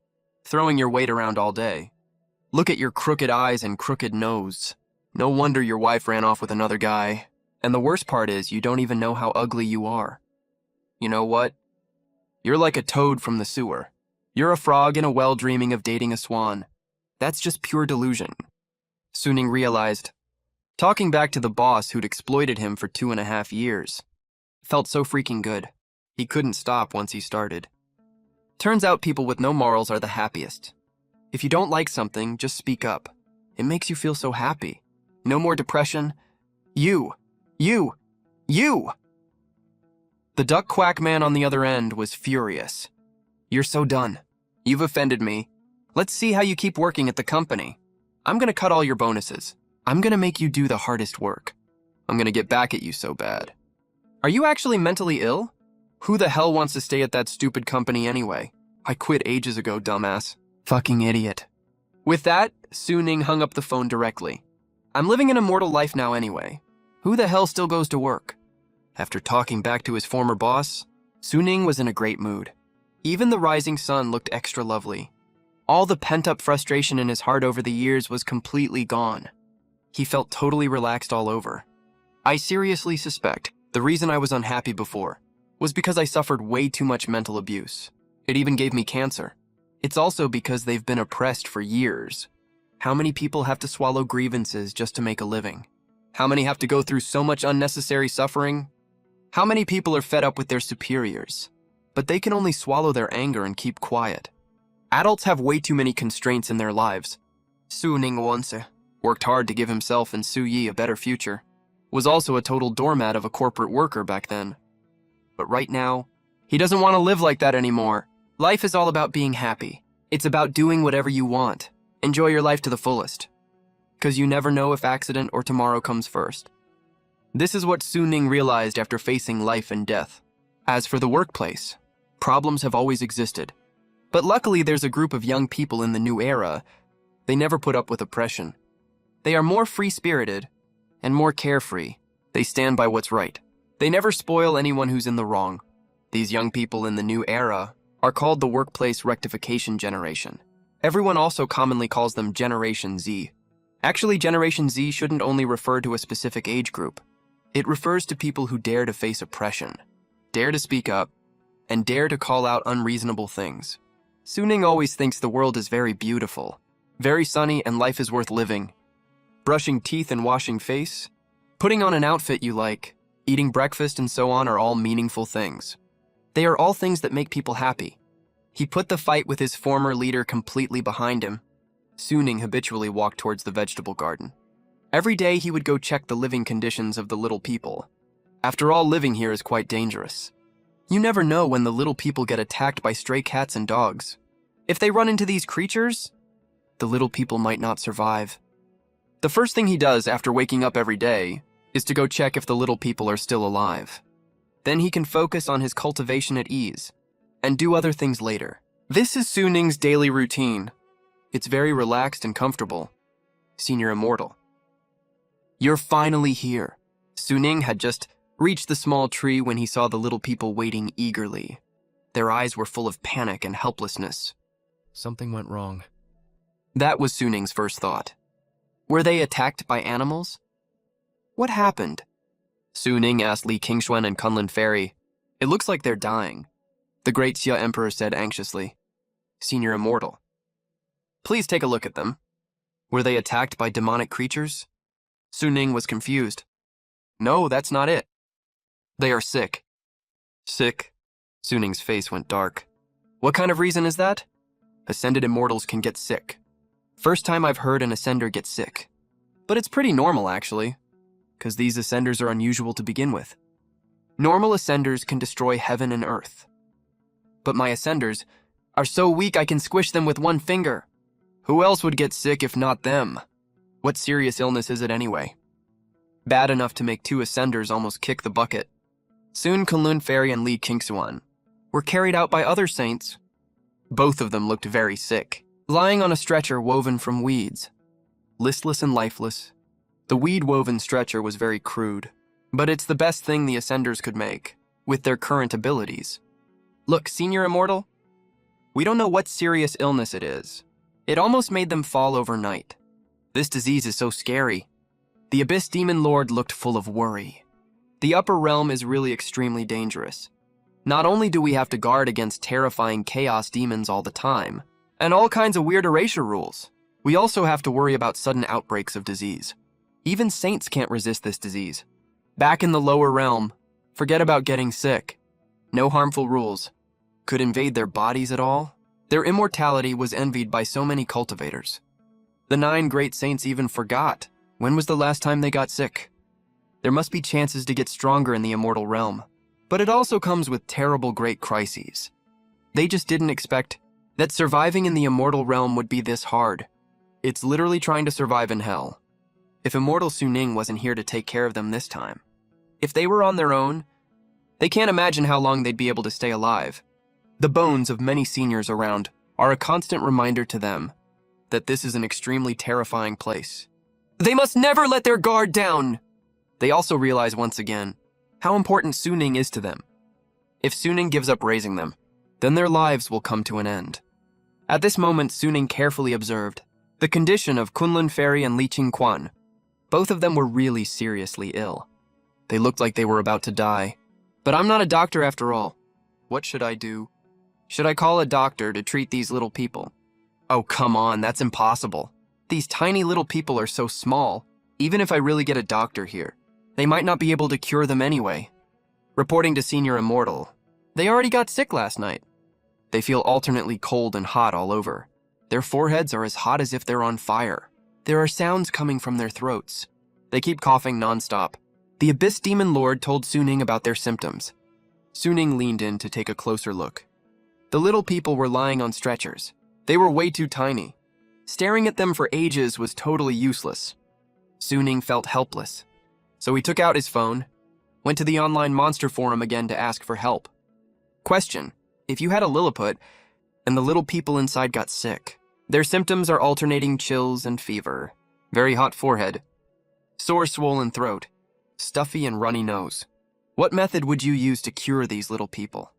What illness do these little people probably have? They're flat on their backs right now. They can't even get out of bed, waiting for answers online. Urgent! Super urgent! Someone replied to Suning's question right away. Reply 1, dude. You've read way too many novels, huh? You even talk about having a Lilliput. Why don't you say you're cultivating immortality right now? Reply 2. Are there any cute girls in that Lilliput? Is that cute girl sick? If there is one, you can ask her to take her clothes off first. Give her a thorough physical checkup. Don't miss any serious illness, okay? Suning rolled his eyes speechlessly. He'd seen this ID before. He was the same guy who talked about physical checkups last time. What a total idiot. Reply 3. The guy upstairs is such a pervert. His brain is full of dirty thoughts. Boo! Boo! Reply 4. Based on my 13 years of experience as a vet, if nothing unexpected happens to your little people, then something unexpected is definitely gonna happen, because they're too sick to even get out of bed. But as a vet, I have a trick, guaranteed to cure them right away. Suning a reply 4. What trick? Reply 4, the vet. If I'm not wrong, your little people probably just have a cold. Take a few cold medicine pills orally. They'll be cured instantly. A cold is that simple. 5th floor replying to 4th floor. Are you sure as a vet? You can even treat human illnesses. 4th floor replies, yep. What's the difference between humans and animals anyway? Besides, he's even delusional enough to say he has a Lilliput. Can't I practice immortal healing under the name of a vet? Besides, the symptoms the OP mentioned, anyone who studied medicine knows that it's just a cold, okay? Just take a cold pill and sleep it off, right? Is it that complicated? This group of delusional people were still arguing crazily, while Suning turned off his phone. It's just a cold. Reminded by the vet, Suning observed the condition of Kunlun Fairy and Li Qingquan carefully again. It was indeed a cold. A bad cold. Did they catch a cold yesterday? Suning asked the saints. They nodded. There was indeed cold air, blowing in last night. It was freezing cold. It made people's hands and feet stiff. We all went back to our rooms to avoid the cold. But those two are way too stubborn, especially since they kept being flicked away by Senior Immortal. They thought they couldn't stay this weak and keep slacking off like this. They just kept cultivating, and then they ended up like this, the Abyss Demon Lord said. Suning nodded. He confirmed, these two little people did catch a cold. It's already starting to be autumn now. It's often cold at night. Forget about these super weak little people. Even normal adults would catch a cold. Okay, wait for me here. I'll go get some medicine for them. Suning went back to his room and boiled a bowl of hot water, then took out the leftover cold medicine capsules he had. If he took the whole pill over, the little people definitely wouldn't be able to take it. After thinking for a bit, Suning opened a capsule, poured out the medicine powder, mixed it with hot water. The amount was very small, the excess was thrown away. After finishing all this, Suning held the small bowl of medicinal soup. Go back to where the little folks live. Put the bowl on the ground. Scoop some medicinal soup and feed it to the two of them. Suning said, "Senior Immortal, what kind of medicine is this?" The Abyss Demon Lord and his sages were curious. Medicine for curing sickness. Suning didn't explain further. The little folks didn't ask either when they saw Suning wouldn't elaborate. Since it was given by Senior Immortal, it must be a magic panacea that can bring the dying back to life. They scooped some of the soup and fed it to Fairy Kunlun and Li Kingswan. What surprised the little folks was this unknown medicinal soup. After the two took it, they started getting better really fast. The sages' expressions changed drastically. This soup works so well. No wonder it's something from an immortal. It really has life-saving effects. The way they looked at Suning was filled with even more admiration. Items from the immortal realm, people from the immortal realm, are all unfathomably powerful. Especially this senior immortal. He's literally omnipotent. Gods are gods after all. In the mortal realm, they are sages, as revered as heavenly gods. But here, to them, Suning is just like a god. When Suning saw the cold medicine worked, he couldn't help but heave a sigh of relief. Good thing they can be cured, Xuanji. Xuanji was speechless. Other ascendants are unrivaled. They slash everything in their path, even thin air. They one-shot everything, even thin air. But my ascendants, they just stayed up late cultivating at night. And it got a little cold. And they caught a cold, can you believe it? What's even more ridiculous is that a mere cold almost killed both of them. Tell me, aren't these ascendants such a handful? After Fairy Kunlun took the medicine, she started sweating all over. She slowly woke up not long after. Earlier when she was unconscious, she was suffocating before Suning saved her. When she opened her eyes, she was still extremely weak. It felt like she had just survived a huge disaster. But even though she was weak and powerless, thank you for saving my life, Senior Immortal. I, Fairy Kunlun, will never forget this favor. Her eyes were full of gratitude. Don't move around too much. Just rest and recover peacefully. Don't cultivate for now. Focus on getting better first. Don't push yourself too hard just to raise your cultivation level. And overdo your training. You might catch myocarditis or something. That stuff can kill you. Suning reminded her. Myocarditis? What's that? Fairy Kunlun had no idea what myocarditis was. But she trusted what Suning said. If he says no cultivating, then she won't cultivate. Tai Chi cultivation should always progress step by step anyway. Going too far is as bad as not going far enough. You'll run into all sorts of problems otherwise. When Suning saw the little folks were safe, he gave them some flatbreads, and he smoked a big chunk of beef for himself. Getting ready to sit in meditation and cultivate. Ding, ding, ding! Unexpectedly, his phone rang again. His phone was always quiet normally, especially after he quit his job. Suning didn't have many friends, even fewer people who would call him to chat. He picked up the phone confusedly. Suning was instantly annoyed and rolled his eyes. It was non-stop calls from that former boss he had just snapped at. He hung up right away and tossed his phone aside. Muted it, couldn't be bothered to deal with him, and went back to cultivating. He didn't want to deal with a random low-level former boss and drain his mental energy over it. After Suning completed a full cultivation cycle, he felt totally refreshed all over. Nice, my power has increased again. It's not growing as fast as it was a few days ago, but it's still progress. My physical condition is also better than before. Suning smiled and nodded. He stretched his muscles with a series of cracking sounds. His muscles and joints felt loose. His blood was flowing smoothly. He felt even better than he did before he got sick. He checked the time. 13:31, it was barely past 1 p.m. Suning was shocked. The time he took to complete one cultivation cycle this time was way faster than the previous times. That's a real qualitative leap. This made him really happy. It meant that in the future he could run 2 full cultivation cycles in a single day. His power would grow twice as fast. With this kind of progress, breaking through to the first level of Qi refining is just around the corner. Suning was in a great mood. Of course, there was still something that annoyed him. That's my former boss. That idiot is acting totally weird for no reason. He's been spamming my phone like crazy. In just one morning, I got 23 missed calls. Is he addicted to making phone calls or what? What a nut job, Suning mumbled. He was about to block his number. He didn't want to argue with that former boss. It's not worth wasting time on him. Ding, ding, ding, right when he was about to block the number. The phone rang again. He hesitated for a second. Suning picked up. Hello, what do you want now? Did you get roasted so bad last time and want to call back to yell at me? I'd advise you not to humiliate yourself, 'cause you can't win a fight with me anyway. Suning said. Suning. The former boss sounded furious, but it was so hard to get through to Suning, so he didn't dare lose his temper. Instead, he put on a nice tone. Xiaoning, is there some misunderstanding between us? Jobs are really hard to find these days, you know? If you quit your job, you'll struggle to find a new one. How about this? You come back to work? I'll pretend nothing ever happened. For the days you've been absent, you'll still get full pay and full attendance bonus. Consider it paid time off.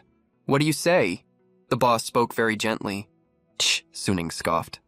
This guy's attitude was so disgusting. He used to bite the bullet at work because he had no other choice. Fighting for his future.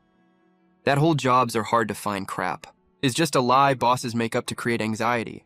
To suppress their employees, that's all. Okay, jobs are hard to find these days. But jobs that pay $4,000 to $5,000 a month are still pretty easy to get. Now Suning isn't that corporate slave he used to be. Suning thought people don't work just for the sake of working. They work to become a better self and live a better life. Right now, Suning thinks his life is pretty great. He's living the cultivator life now. Whoever wants that lousy job can take it. I sure as hell ain't gonna do it. Also, this boss's attitude changed way too fast, it's disgusting. He definitely doesn't have my best interest at heart. Save it, go find someone else.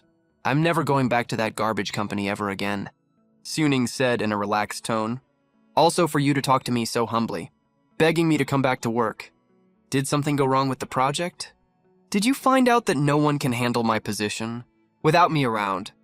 Of course, that new intern who knows nothing. And that old slacker who pretends to know everything but actually knows jack shit. And those bootlickers who only know how to suck up to get raises and promotions. What skills could they possibly have? Suning thought of his two former colleagues. One was the new kid who just joined the company, who needed to be taught everything. The other was the old slacker who only knew how to suck up and had no clue how to do any actual work. Suning did almost all the daily work himself back then. He had to do it for the measly salary. He was the one carrying the whole team, but the credit always went to all three of them, and Suning barely got any recognition at all. That old slacker was good at sucking up to the boss, so he always took the biggest credit every time. Now that Suning is gone, there's no way those two can get anything right. Hearing what Suning said, the boss was speechless for a long time. Suning knew he'd guessed right. After a long pause, Xiaoning, you know the company is going through a hard time, so do us a favor, okay? Come back and finish the project. You can quit again later, okay? The boss thought that old slacker and the new intern were super capable, that they could totally replace Suning. Who knew they were all talk no action? As soon as Suning left, the whole department fell apart. If you don't come back, this project is doomed. The company probably won't survive either. Suning laughed. Hey, do you have some kind of misunderstanding here? Do you think we're friends or something? And it's none of my fucking business if your company goes under. When I was working for you, you didn't appreciate me. You thought anyone could replace me? Now that something's wrong, you remember I exist. Fuck off. I don't have time for you, I'm busy cultivating. Xiaoning, don't be mad. I was being an idiot back then. I wasted your talent. Look, as long as you come back, I'll pay you double your original salary. Wait, no, triple? Triple? Wow, he's really desperate. Looks like you're in really big trouble this time. But my answer is still the same. None of my business. Go back to finish the job just to get backstabbed later. Suning already knew exactly what this boss was like. He wasn't that stupid. Suning, don't be so heartless. Think back to when you were unemployed. Who gave you the job opportunity? Who gave you the chance to learn new skills? Who invested in training you? The company gave you so many benefits. And this is how you repay us in the end. Why are you being so selfish? Suning laughed out of anger. This guy is definitely out of his mind. Work is just a process of value exchange. What a load of crap about training and development. Besides, the effort I put into this company back then never matched what I got in return. He couldn't be bothered to argue with this guy anymore. and hung up the phone. He'd already handed over all his work anyway. Got his final pay too. He's completely done with this company. The boss texted him right away, shouting, "I was being impulsive just now. What do you want to help us fix this mess?" Suning didn't even glance at the message, tossed his phone aside, and made himself some lunch. He also smoked a big chunk of beef. Kept focusing on his cultivation. He doesn't want to be a corporate slave ever again. He realized beef is indeed the best high-protein food for the human body. It also helps a lot with his cultivation progress. If he can eat enough beef every day, his cultivation speed will definitely be surprisingly fast. He put all trivial matters completely behind him. Suning calmed down and sat down to meditate. Sitting cross-legged, he looked like a monk in deep meditation, as if he was petrified, not moving an inch.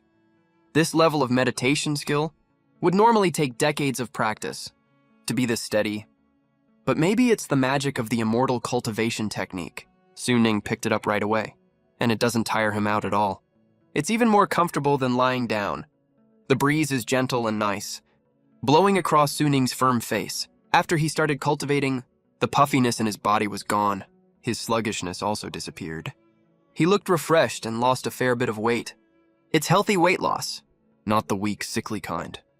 Actually, these past few days when Suning took showers, he could see his own figure, as well-proportioned as a male lead straight out of a comic.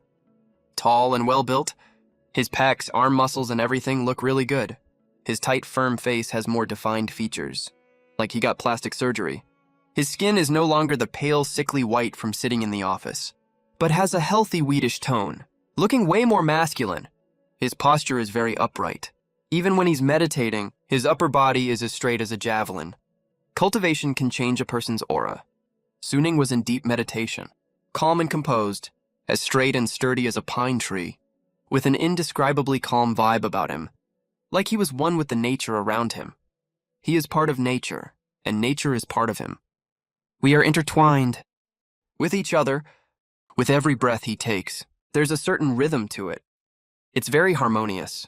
Once he finished a full cultivation cycle, Suning drew a circle in front of his chest with his hands. This is the finishing move to guide the internal true energy back to his dantian. True energy flows into the dantian. Suning opened his eyes and exhaled a long breath of turbid air. This cycle went really smoothly. I used to feel some blockages before. Today, it was as smooth as if it was lubricated with oil.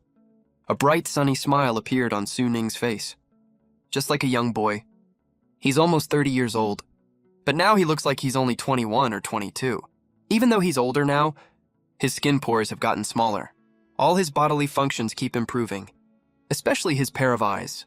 They are clear, black, and white, as bright as a little kid's eyes. Hardly any impurities in them. If he keeps cultivating, even the tiny bit of impurities will disappear. Actually, these days of practice made Suning notice that his eyesight has improved a lot. He used to be slightly nearsighted.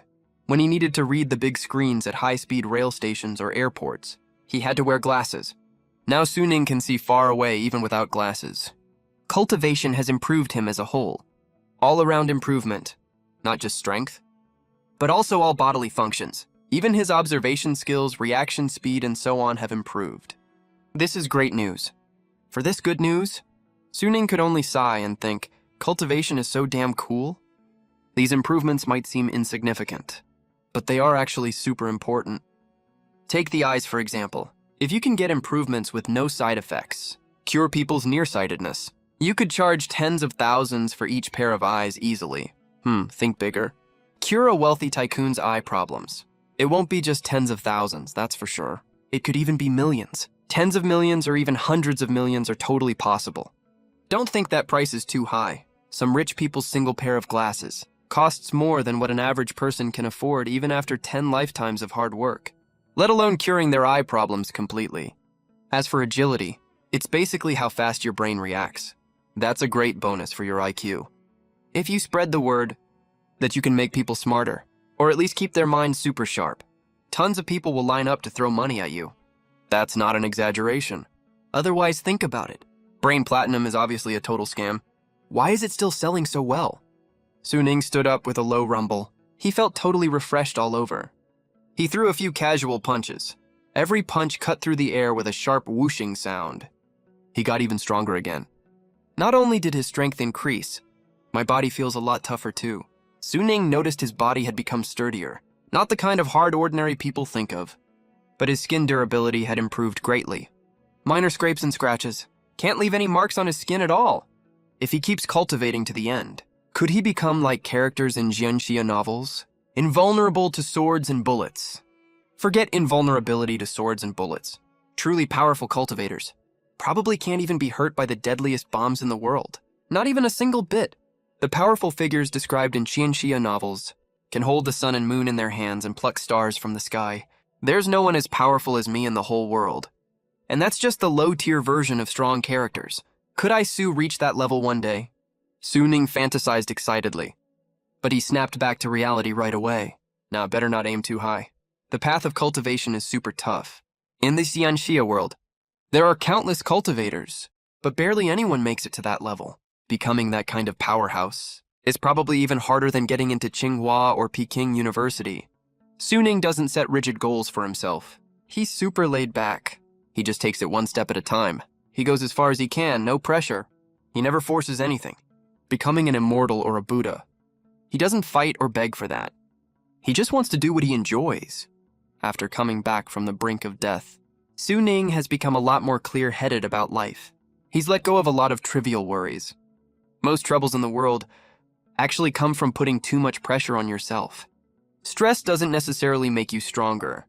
It just makes you miserable and depressed instead.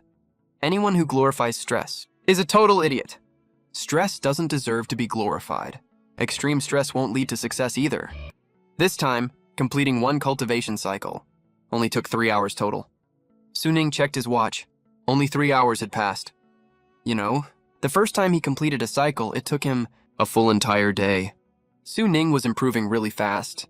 Is this Wang guy insane? When he glanced at his phone, he saw his ex-boss spamming him with messages. His face darkened immediately. Because Suning had been cultivating this whole time and ignored all his messages, the ex-boss was practically crying.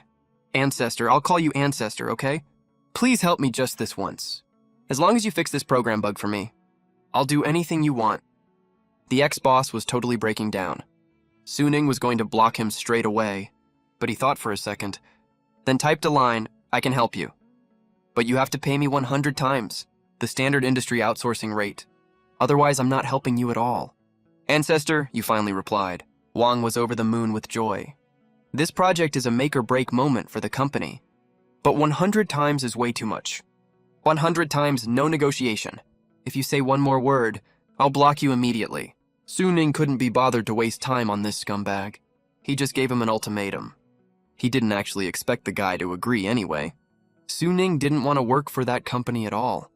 But unexpectedly, Manager Wang didn't even hesitate. He hurried to reply, wait.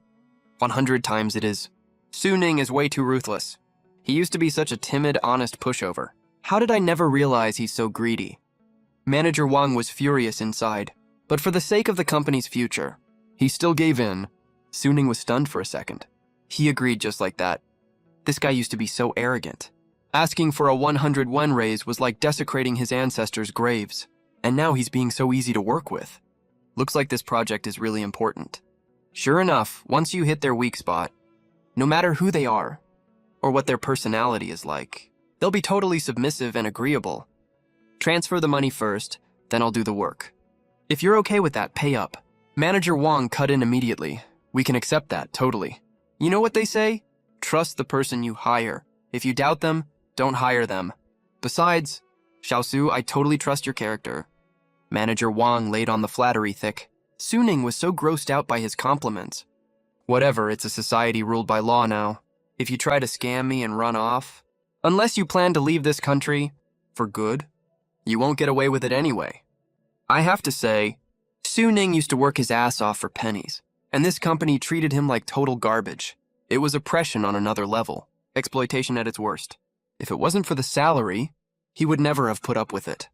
If they'd had a better attitude, and weren't so unbearable even for a tiny favor, even if he didn't get paid for it, Suning would have helped out. That's just how Suning is. If you're nice to me, I'll be nice to you. If you're a jerk to me, I won't be nice to you either. That's what you call holding a grudge over every little thing. I meant 100 times the price after tax, by the way. Suning was pushing his luck and didn't hold back at all. There was a pause on the other end. 100 times the price and after tax too. He's so freaking greedy. How did I never notice how ruthless he is before? Everyone said Suning was a total pushover. Have you ever seen a pushover this ruthless? Manager Wang was bitter inside. Did this guy used to pretend to be a harmless little sheep? Or did he suddenly smarten up recently? What on earth happened to him? Why can't we take advantage of him so easily anymore? Is there a problem? Suning pressed. No problem. Totally no problem. I was just about to say we'll pay 100 times after tax anyway. Manager Wang laughed awkwardly. Even through the screen, Suning could tell that this guy must feel worse than if he'd swallowed a dead fly right now. Thinking about how Manager Wang must feel right now, Suning felt super satisfied. I know you're unhappy, which means I'm super happy.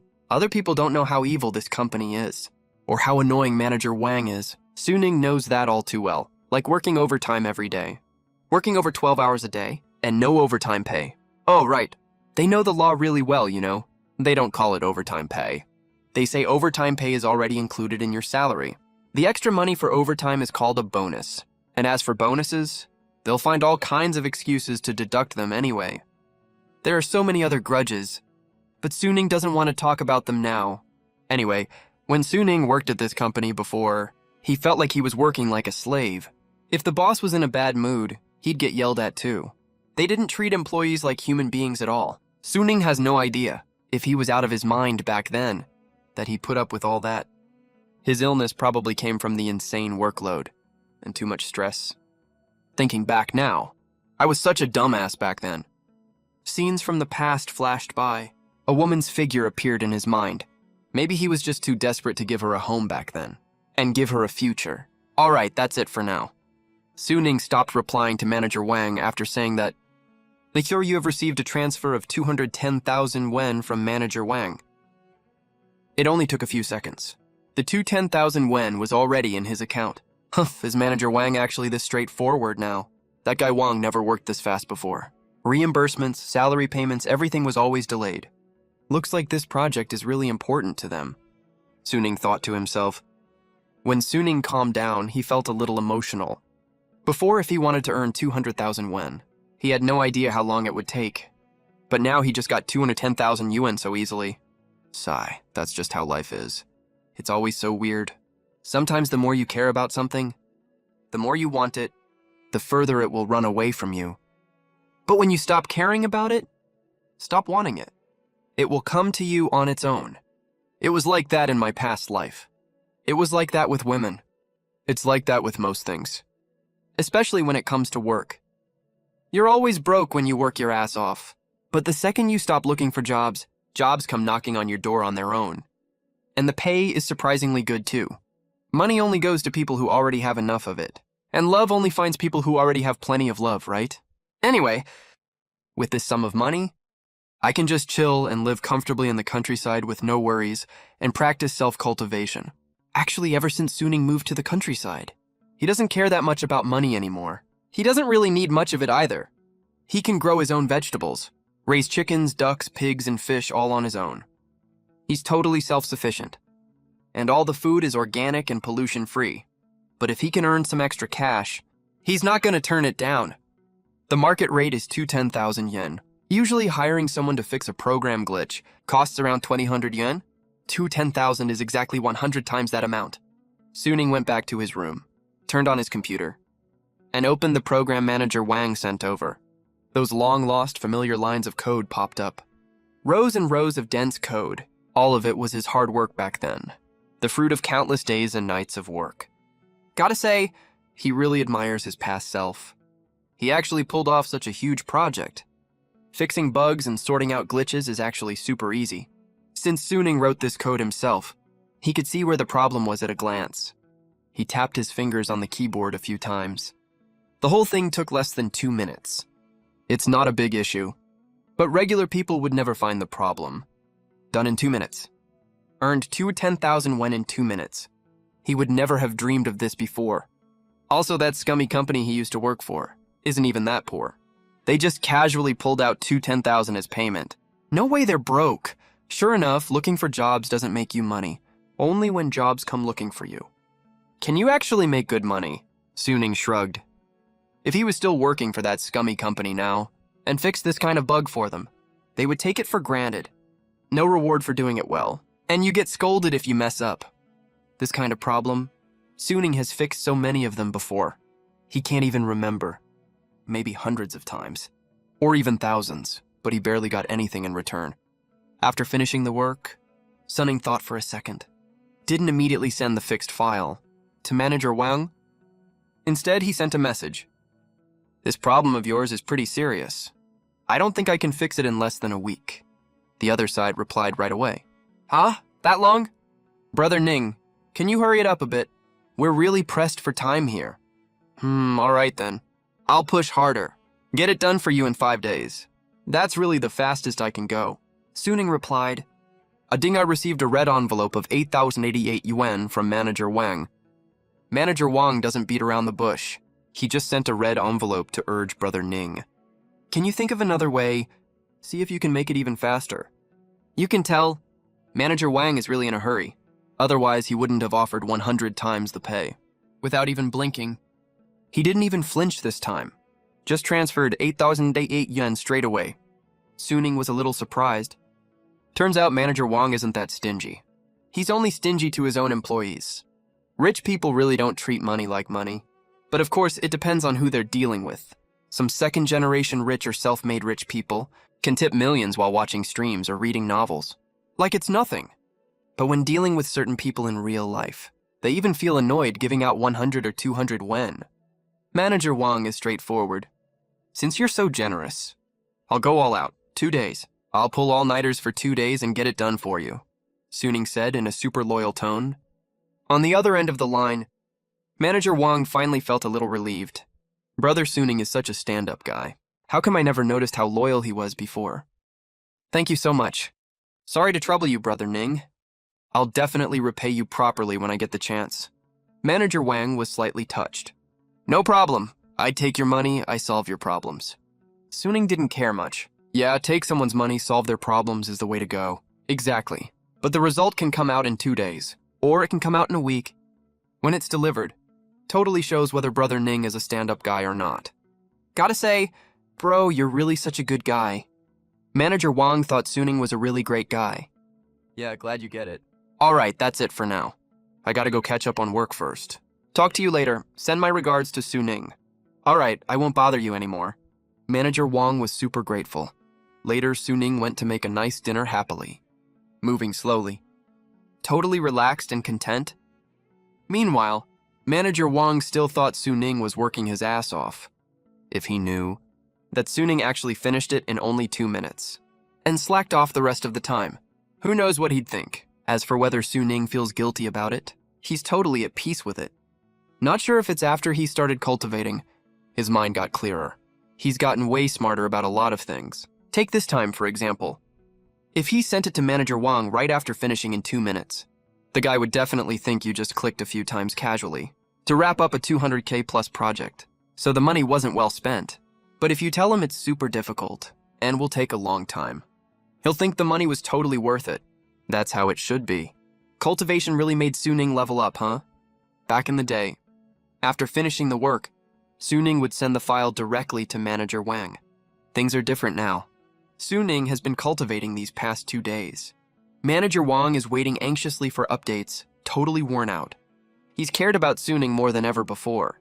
Keeps asking if he ran into any trouble, if he's thirsty or hungry, if he's tired, and even asked for Suning's address. Bought a bunch of stuff for Suning. They aren't super expensive.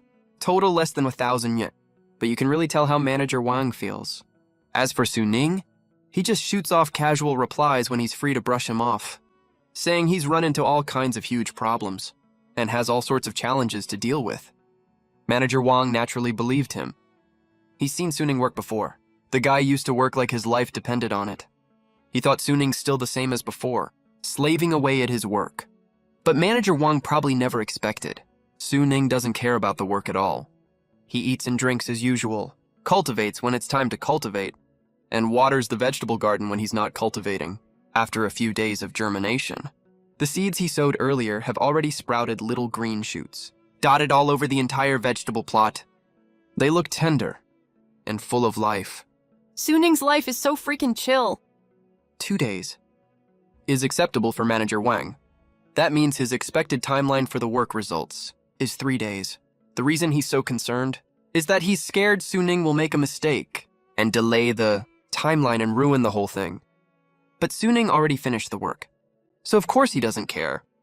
This isn't really scamming him either. The work for Manager Wang is actually fully completed. On the other side of the city, a woman with long straight black hair, wearing glasses, dressed like a teacher, just saw off several men in suits at the restaurant.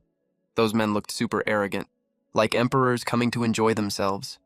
The woman kept a smile on her face the whole time. Opened the car doors for them personally. "Watch your step, Mr. Lin. Take care, Mr. Lin." With a big grin on her face. After those men drove off, the woman dropped her fake smile. But the joy on her face was still obvious. "Yes, got another deal done." The commission for this deal is around 2,500 wen at most. I'll definitely make over 10K this month. She clenched her fist happily, satisfied. Wonder what Suning's doing right now. For some reason, Sui suddenly thought of Suning, then looked totally disgusted. He's definitely farming. What's the point of moving back to the village anyway? My commission for one deal is more than what you make farming for 3 months. Ugh, hopeless. He has zero ambition. She was so glad she broke up with him. She's more and more convinced that breaking up with Suning was the best decision she's ever made. She firmly believes that she and Suning are no longer in the same league. Next time we meet, our social status will be worlds apart. Of course, Suning has no idea about any of this. Even if he did, he wouldn't care to comment. He's realized now, life is your own. How you live it is your own choice. Everyone has different desires, so their choices are different too. After going through that life and death disaster, she thinks being happy, secure, and joyful is the most important thing. Living life however you want is what matters most. Instead of living like a mindless beast in society and following a fixed life pattern. Other people have cars and houses, so you think you must have them too. Other people have wives, so you think you need to get one as well. Other people are billionaires or even heads of state, but you could work your entire life and still not earn much money. It's also possible you'll never even live to see. The day you've worked hard enough to get all the things you've ever wanted, Suning is very satisfied with her current life. She feels more relaxed than ever before. As for Suyi, she can only wish her all the best and gets everything she desires. Suyi has no idea, though, that Suning didn't end up broke after moving back to her hometown. In fact, she took a random gig and made over 200,000 yen from it. Of course, the 200K isn't the biggest surprise for Suning. It's cultivating immortality. The feeling of getting stronger is also super pleasant. 2 days passed before anyone noticed. Suning's daily life is very uneventful, simple but very meaningful at the same time. When she wakes up in the morning, she first checks on how the little folks are doing, to see if anyone's sick or having issues. Besides making sure the little folks are all alive and well, she also discusses cultivation-related stuff with them. The 9 sages really have a deep understanding of cultivation. Suning knows she can't hold a candle to them, not even close in fact. Their cultivation insights might not work directly for her, but all great paths lead to the same destination, talking with them.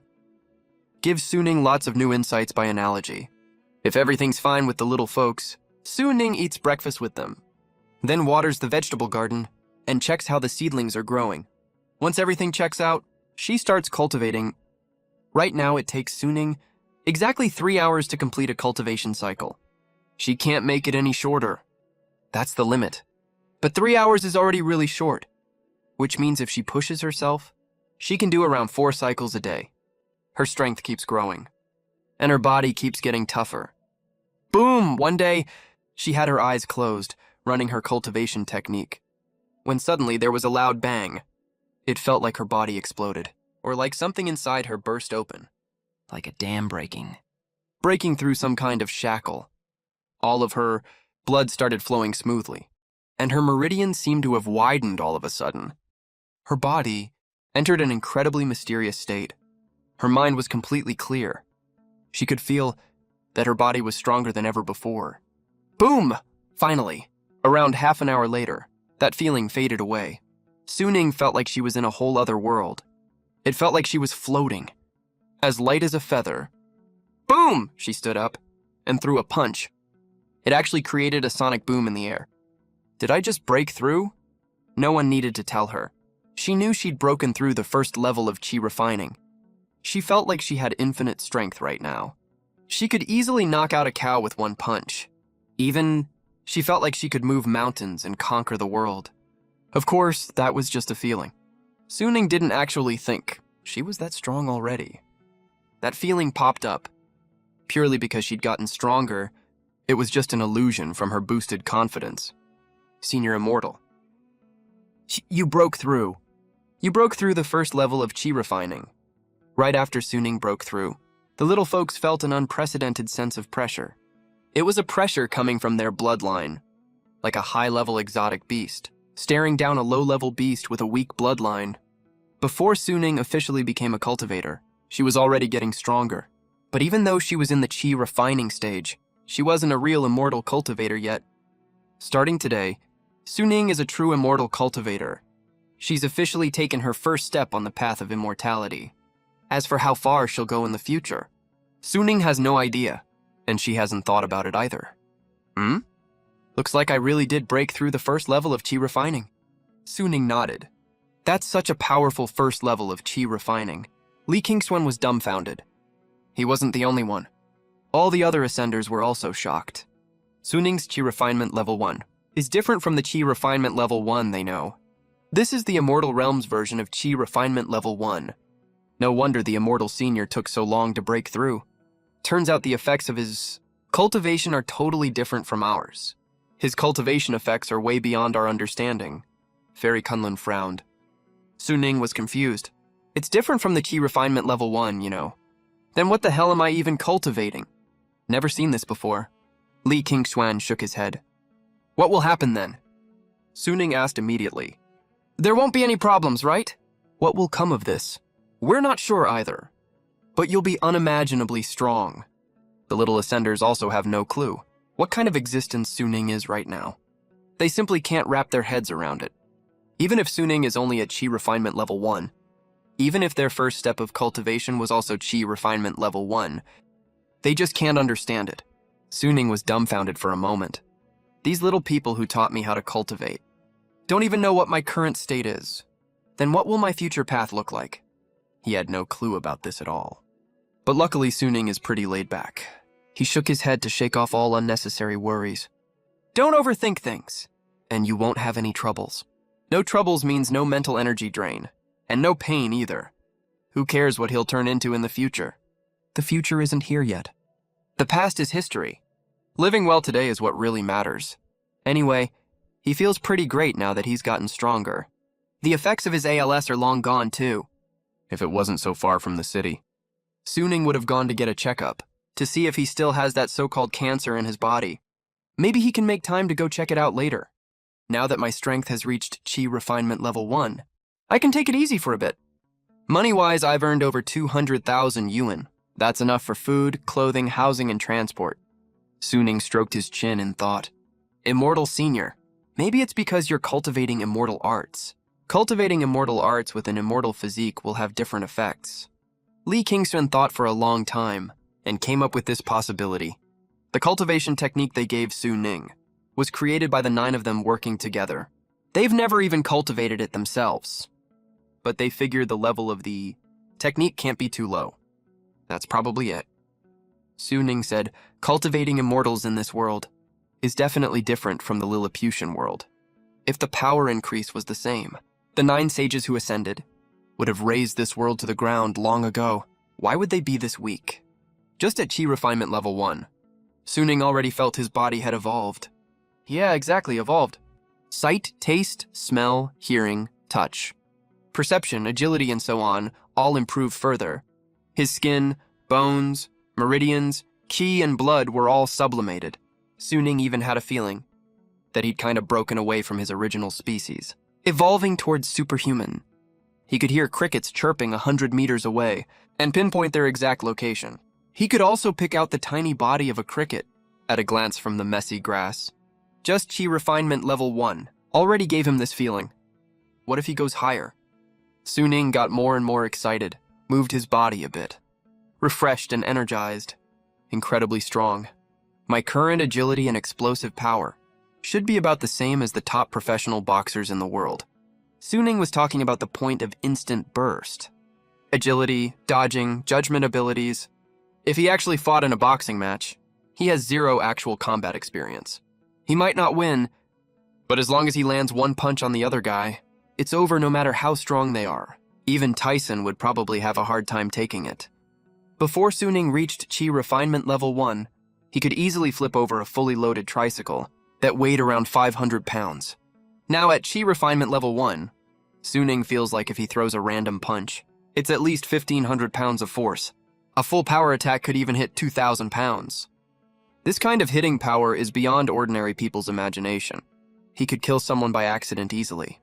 Of course, Suning thinks this whole immortal cultivation thing is about cultivating the heart and nurturing the temperament, fighting and killing all the time. What's the difference between that and gangsters? Combat power is just a measure of how strong he is. He never planned to go out and kill a bunch of people. Breakthrough complete. Suning was in a great mood. Ding, file sent to Manager Wang. Ding, file sent successfully. Back in the room. Suning had nothing to do, so he just sent the file to Manager Wang directly. On the other end of WeChat, Manager Wang had been waiting desperately for the news. He finally received a message from Suning. Brother Ning is so punctual. He said 2 days, and it's exactly 2 days. He even finished ahead of time. Manager Wang was absolutely thrilled. Thank you so much. You must have been dead tired these past 2 days, right? You really worked your butt off. Manager Wang was extremely grateful. Fate works better than plans. Suning only sent a few characters. He was scared typing one more character would waste extra energy. You're such a loyal bro. I'll buy you a drink when I have time. I'll definitely thank you properly.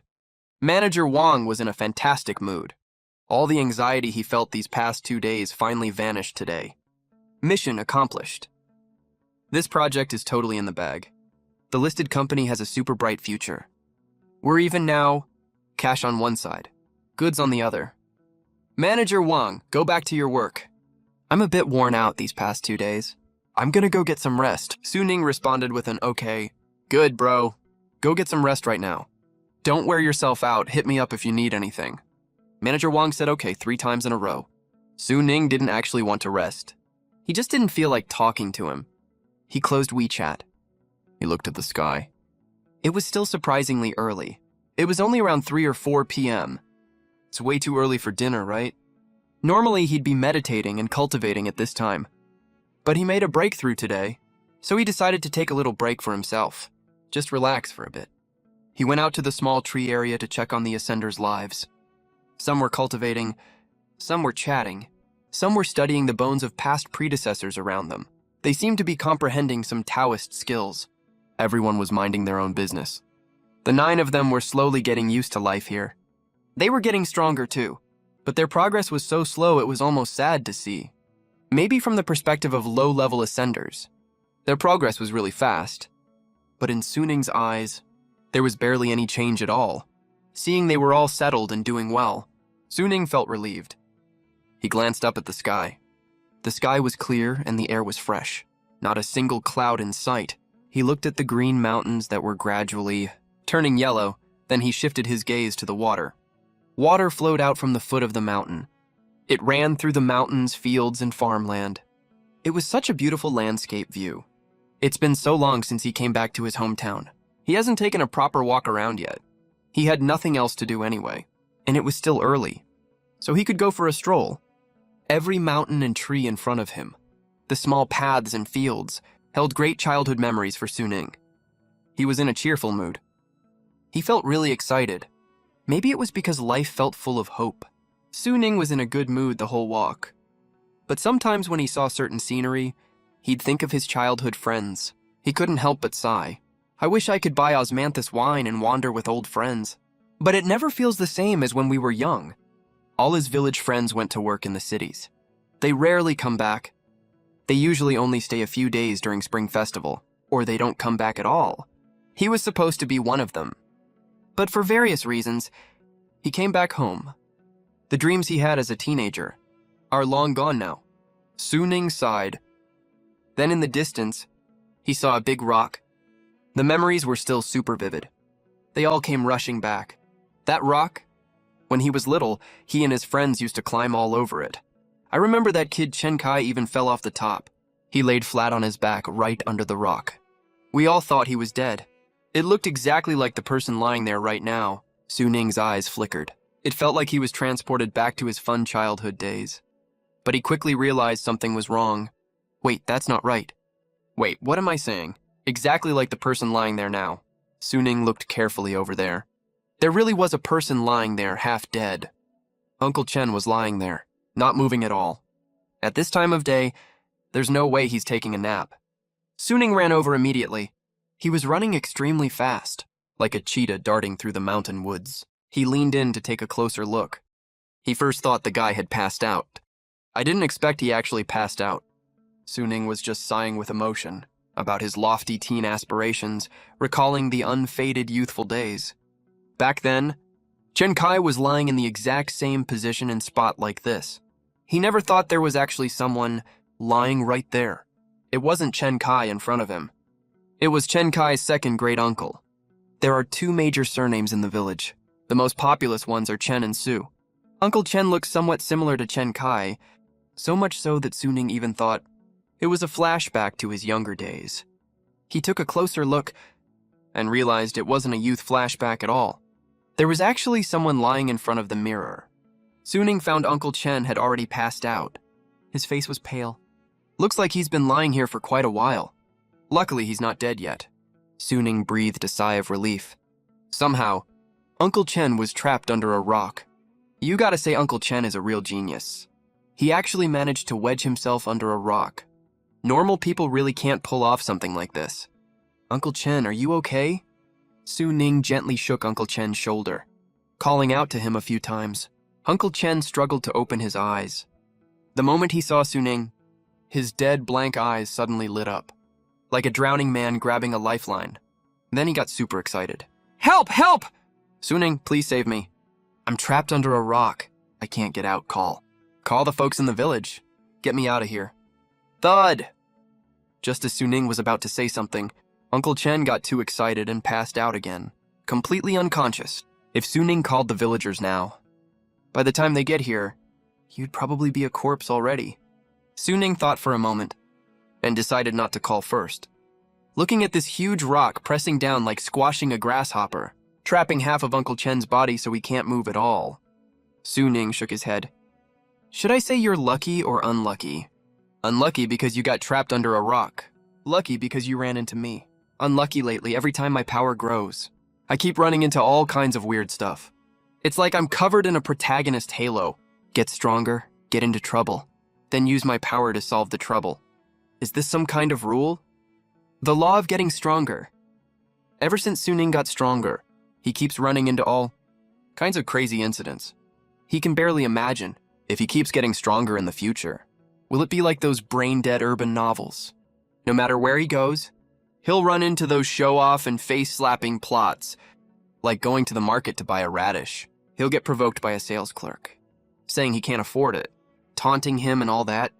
Like walking down the street, one or two thugs will come up to get beaten up by him, to show off his protagonist value or whatever. Or going shopping with a girl. A rich second gen will come up to fight over the girl with him. Actually, Suning is totally overthinking this.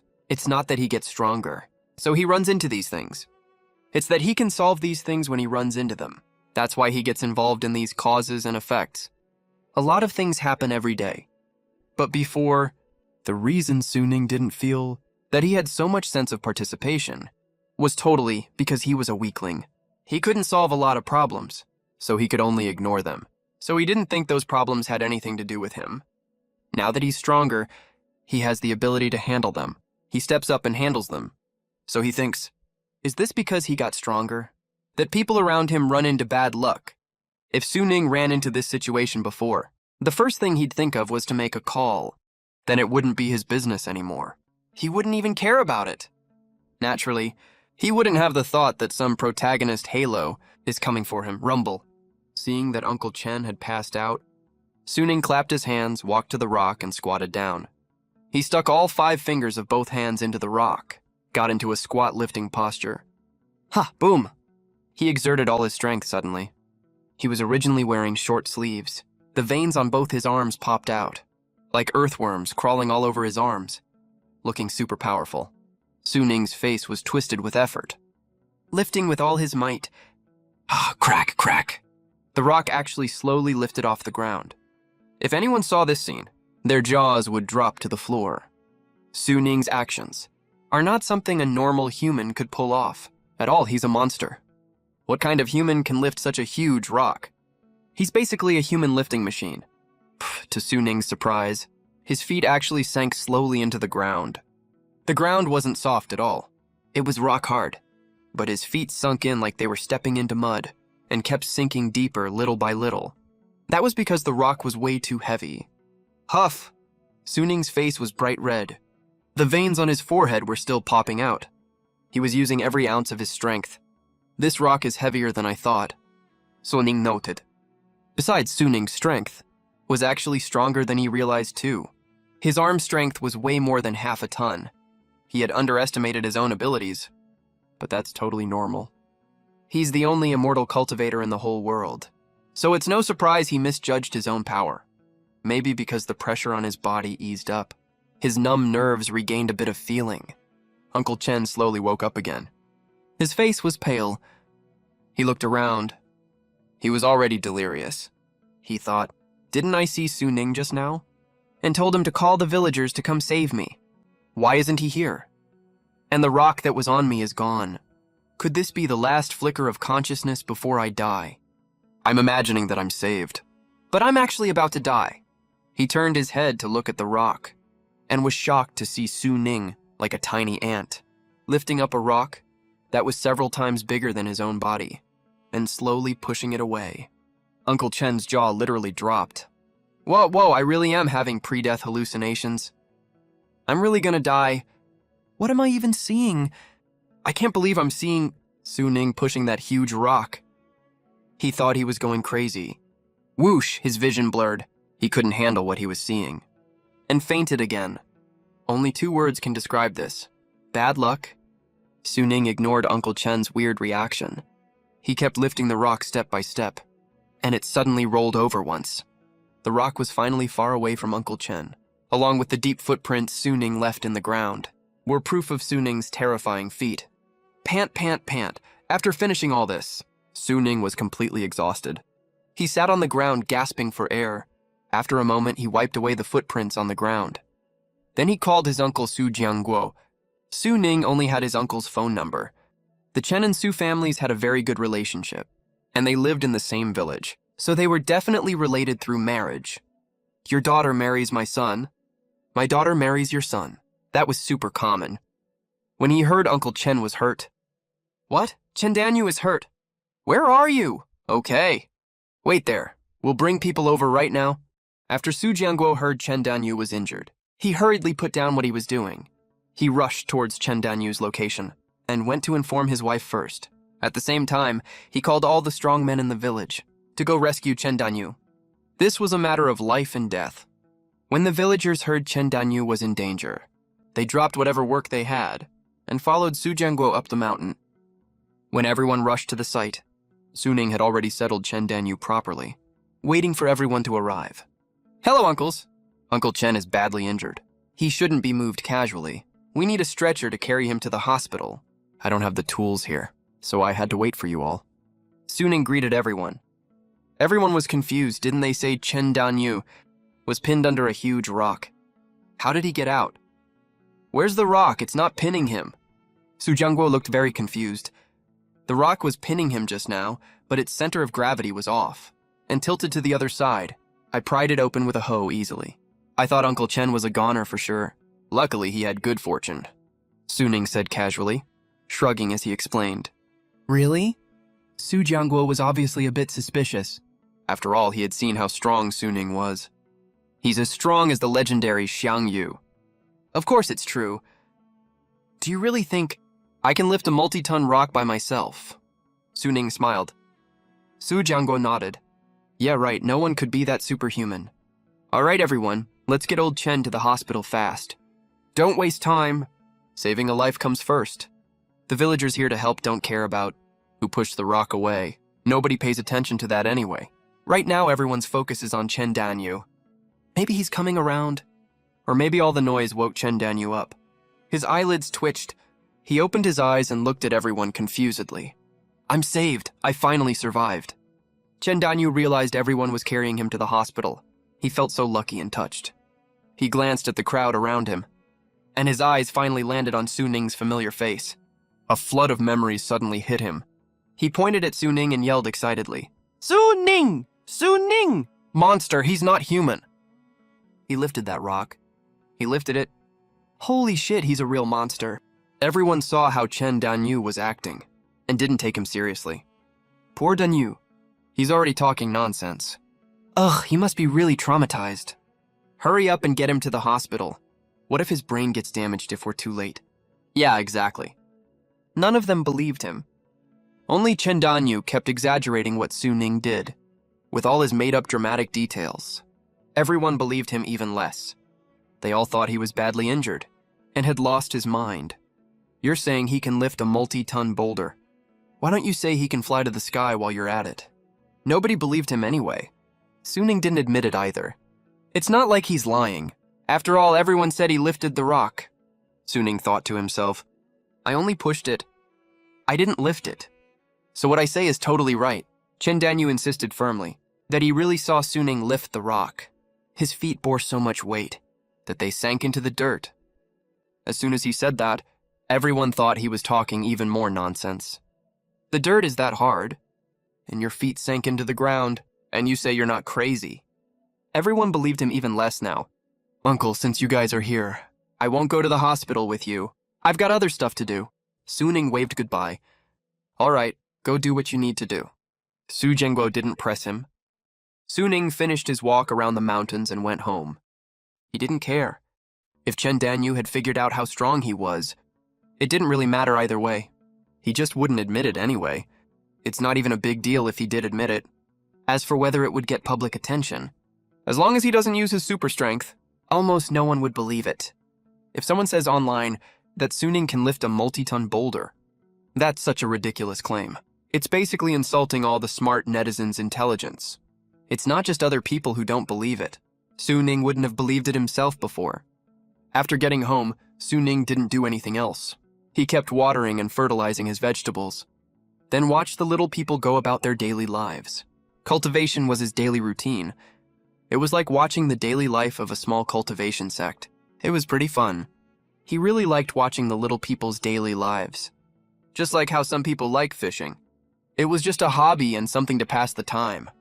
The next day, Su Ning ate breakfast and kept cultivating. He noticed that the time it took to complete a full cultivation cycle had shortened again.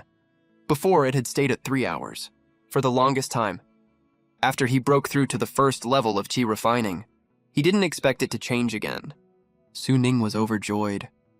Not only was the time shorter, the strength he gained from each full cycle was much greater than before. If he kept cultivating at this rate, after some more time, a rock like the one from yesterday, he probably wouldn't just be able to push it. He'd be able to actually lift it.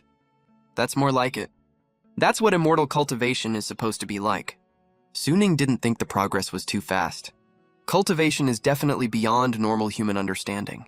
Before this, his strength was already shocking, but it was still within the limits of human capability. He hadn't truly been reborn yet. The point of cultivation is to surpass ordinary limits, to achieve the great path of immortality. The reduction in time wasn't that big of a progress, but it already gave Su Ning hope. As he went further down the path of cultivation, everything would get better. Whoosh, whoosh, Su Ning practiced a set of punches. It was a military boxing routine he learned randomly online. He was really bad at it. It was all messy, clearly an amateur.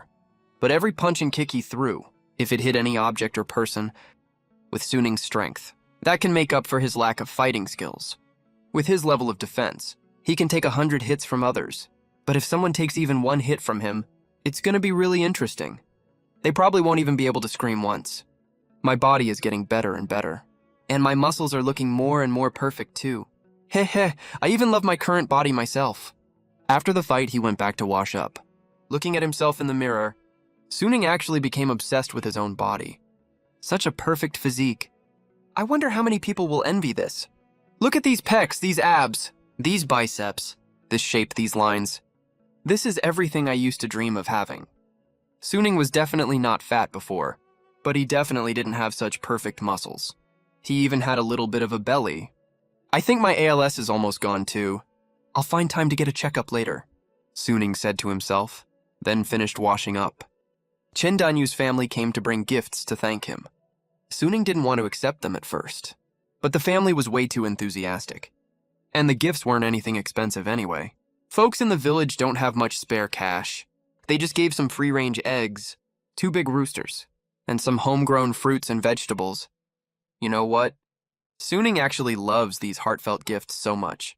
Instead of those hundreds of dollars worth of useless cigarettes and alcohol you buy randomly from the supermarket, when giving gifts, it's the thought that counts. The sincere feeling is the most important. Of course, this only applies to people you're close with. If you're giving a gift to your leader, or to a client, then it's definitely a different story. Sometimes you need to give gifts that look decent and impressive. Suning accepted the gifts, and politely asked about Chen Danyu's injuries. Thankfully, he wasn't seriously hurt. As for him yelling nonstop that Suning lifted a huge boulder, everyone just didn't take it seriously. Even after Chen Danyu calmed down and thought about it carefully, he also thought he probably had a hallucination. His mind was all foggy, and he was just imagining things. Normal people. There's no way anyone can lift a boulder that big. Well, that means, even Chen Danyu himself thought, he was probably too stimulated back then. Maybe he lost his mind for a second. He even started doubting his own sanity. Hongcheng First People's Hospital is the best hospital in the whole city of Hongcheng. Oncology department doctor. How's my test report? Is there anything wrong with my body? Inside the oncology department, there's a filing cabinet and an office desk. An old doctor is sitting at the office desk, holding several routine test reports, reading them over and over again. The old doctor is around 50 years old, wearing thick black-rimmed glasses. He's the most authoritative expert in the oncology department. He's on duty today. For previous reports, he only needs to read them once, and he already knows what's going on. Either he'll regretfully tell you that you don't have much time left to eat whatever you want, or he'll tell you you're totally fine. But today, facing this pile of test reports, he didn't say a word for a long time. His face looked serious and confused. There were a lot more wrinkles between his eyebrows. Weird, so weird. This is so strange. The old doctor mumbled to himself. I've never seen such a weird test report before. Suning was confused and asked the doctor again, What's wrong? Is there something wrong with my body? There's absolutely nothing wrong with your body. The old doctor came back to his senses, replying while still studying the reports. But there's also a huge problem. Suning said, What are you talking about? That makes no sense, logically speaking. Your incurable ALS has gotten way worse. The readings are shockingly abnormal. If a normal person had these readings, they'd be dead already. Even if they weren't dead, they definitely wouldn't be able to move and would be hanging on by a thread. The old doctor said, But you not only aren't dead, you're perfectly active and healthy. Even looking at your body, all your physical test data is way above the normal health standard for average people, which means you should be a perfectly healthy person. The old doctor paused for a second and added, Your healthy and unhealthy indicators are completely mixed together. It looks like the physical conditions of 2 different people. In all my years of practice, this is the first time I've seen a case like this. Extremely healthy, and extremely unhealthy too. After hearing the old doctor say that, Suning finally understood why the old doctor had frowned. He'd basically caught on after listening this long. His current physical condition was super weird, unbelievably healthy, and unbelievably unhealthy at the same time. So am I healthy? Or unhealthy after all? Suning asked with a confused hum. The old doctor thought for a long while. Do you think you're healthy? Of course I think I'm perfectly healthy, Suning said. Then you are healthy, the old doctor replied to Suning. He really had no idea what to say. The old doctor had no clue what to say either. He'd been working in this field for so many years and mastered so much professional knowledge. but he really couldn't explain this at all. Will this affect my normal life? Suning asked again. Do you think it's affecting your normal life? The old doctor asked Suning back. Wait, who's the doctor here, you or me? I ask you a question and you throw it right back at me.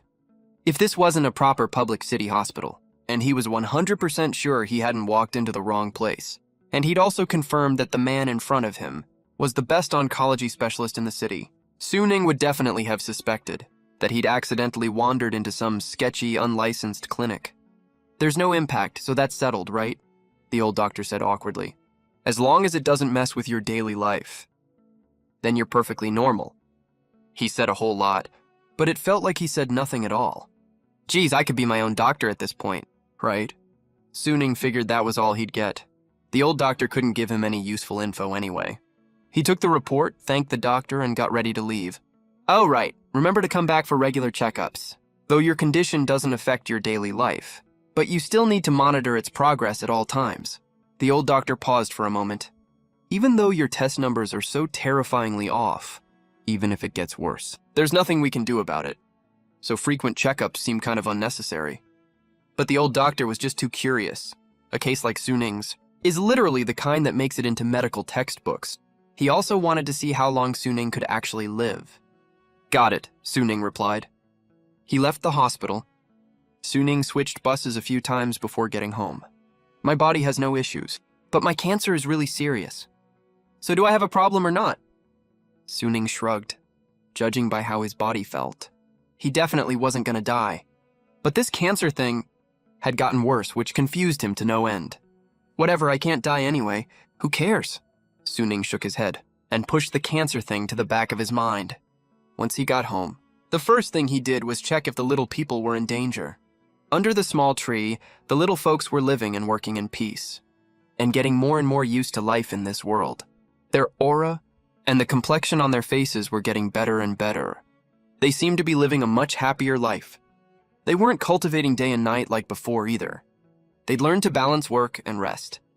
Some were playing chess, some were practicing swordplay, drinking tea and reciting poems. They wanted to drink wine at first, but the wine in this world was way too strong for them. They couldn't handle it. They were scared it would kill them. Others were carefully building their own houses. Some grew vegetables. Some grew flowers, decorating the scenery around them. Gradually, the area around the small tree, after all their tinkering, really started to feel like a little paradise. It looked more and more like Chinese Paladin. These ascenders finally realized that both cultivation and life are long-term endeavors. They were going to live here for a long time, so they started focusing on building their home. Suning thought to himself. Suddenly, a loud rumbling sound. Just as Suning was quietly observing the little people's daily lives, a faint explosion sound disturbed the peace of this little world. 3 small black holes appeared around the small tree. Each black hole was the size of a fist. Rolling thunder and lightning crackled inside the black holes. Loud cracking sounds rang out, and bright flashes filled his sight. It was all brilliantly colorful. What's this? Suning was completely confused. Whoosh, whoosh, whoosh! 9 little ascenders heard the noise, and immediately flew up into the air, stopping right in front of the black holes. Ascenders! More ascenders have come up, Fairy Kunlun said. Who could it be? Before we ascended, we already used our divine sense to inspect the Kyenkun sword. There were no other Saint Realm cultivators left. Why is this happening? The great Xia Emperor said. Maybe some beings are hiding their aura with secret treasures, hoping to sit back and profit from our hard work. Use us to scout the path first, so they can take all the rewards later, right? Li Qingsuen said. Everyone nodded. Crackle, crackle. Black lightning kept flashing, densely packed around the black hole, like a broken power pipe leaking electricity. Suning was mesmerized watching it. He was totally amazed. This was his first time seeing someone ascend. So this is what a spatial tunnel looks like. Rumble! The black hole and lightning lasted for 4 or 5 minutes. A beam of light lit up inside the black hole, like a tiny light bulb blinking inside the black hole. Whoosh, whoosh, whoosh! Soon 3 figures dropped out of the black hole. At the same time, the black hole slammed shut, leaving only 3 cultivators who had just ascended. When they saw the true forms of the 3, All 9 sages looked shocked. Wait, those 3 aren't humans? They're 3 pitch-black exotic beasts that just ascended here. The 3 of them aren't human. Their appearance was totally unexpected. All 9 sages couldn't believe their eyes. You guys hid really well. Fairy Kunlun's beautiful eyes flickered. She glanced coldly at the 3 exotic beasts. The newly ascended exotic beasts, after noticing the 9 sages, huddled together warily. The 9 sages. You're actually still alive, one of them said. These 3 are corrupted exotic beasts. They are Black Scorpion Keelan, Dark Demonic Dragon, and Dark Feather Phoenix. These 3 are super famous fallen exotic beasts. To break the rules of the Great Tao, they committed countless crimes in the Qiankun realm, like building the Fallen Forbidden Zone, launching dark chaos every once in a while, harvesting the life force of living beings to achieve immortality and invincibility. Every single fallen creature is a nightmare for all cultivators in the Qiankun realm, and also a sworn enemy of the sages.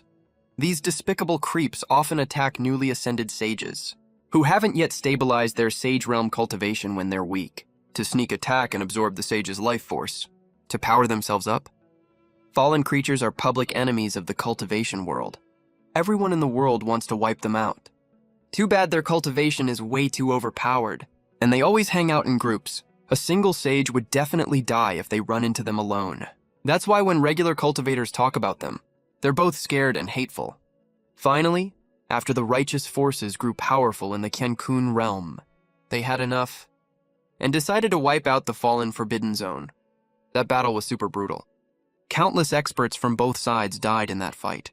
The Fallen Forbidden Zone never recovered after that, and all fallen holy spirits were wiped out. Fairy Kunlun and others thought all fallen creatures were dead. Now that they saw these 3 ascend together, they were obviously shocked. Great. Since you've ascended to this place, you can die right here. After a brief moment of shock, Fairy Kunlun regained her icy, stunning aura. She was super domineering and unbelievably beautiful. The only woman among the 9 sages. You can tell how overpowered she is. Having cultivated in the immortal realm for so long, she's not the same as she used to be. Before, if Fairy Kunlun faced fallen creatures alone, she might have been in trouble. Now, she can crush them easily. Are civilians still the weak civilians they used to be? The Black Killen has a huge body, well about the size of an adult's fist. In the Lilliputian world, that's considered a super huge creature here. Facing the 9 sages, even though there were only 3 fallen creatures, they weren't scared at all. Their cultivation method goes against the natural order, but you have to admit, it actually works really well. If we talk about individual combat power, it's actually stronger than regular sages. Black Keelan, Black Dragon, and Black Phoenix, the 3 fallen creatures were extremely arrogant, even though they just ascended. Even though they were outnumbered, they weren't intimidated at all. In their opinion, the 9 sages also haven't ascended for long. How strong can they possibly be? Looking at the 3 ignorant fallen creatures, Li Qingshuan and the others felt like they were watching 3 country bumpkins who just came to the city. Are they still living in the past? Thinking fallen creatures are still stronger than sages. Dude, what era is it now? Are you still stuck in the old days?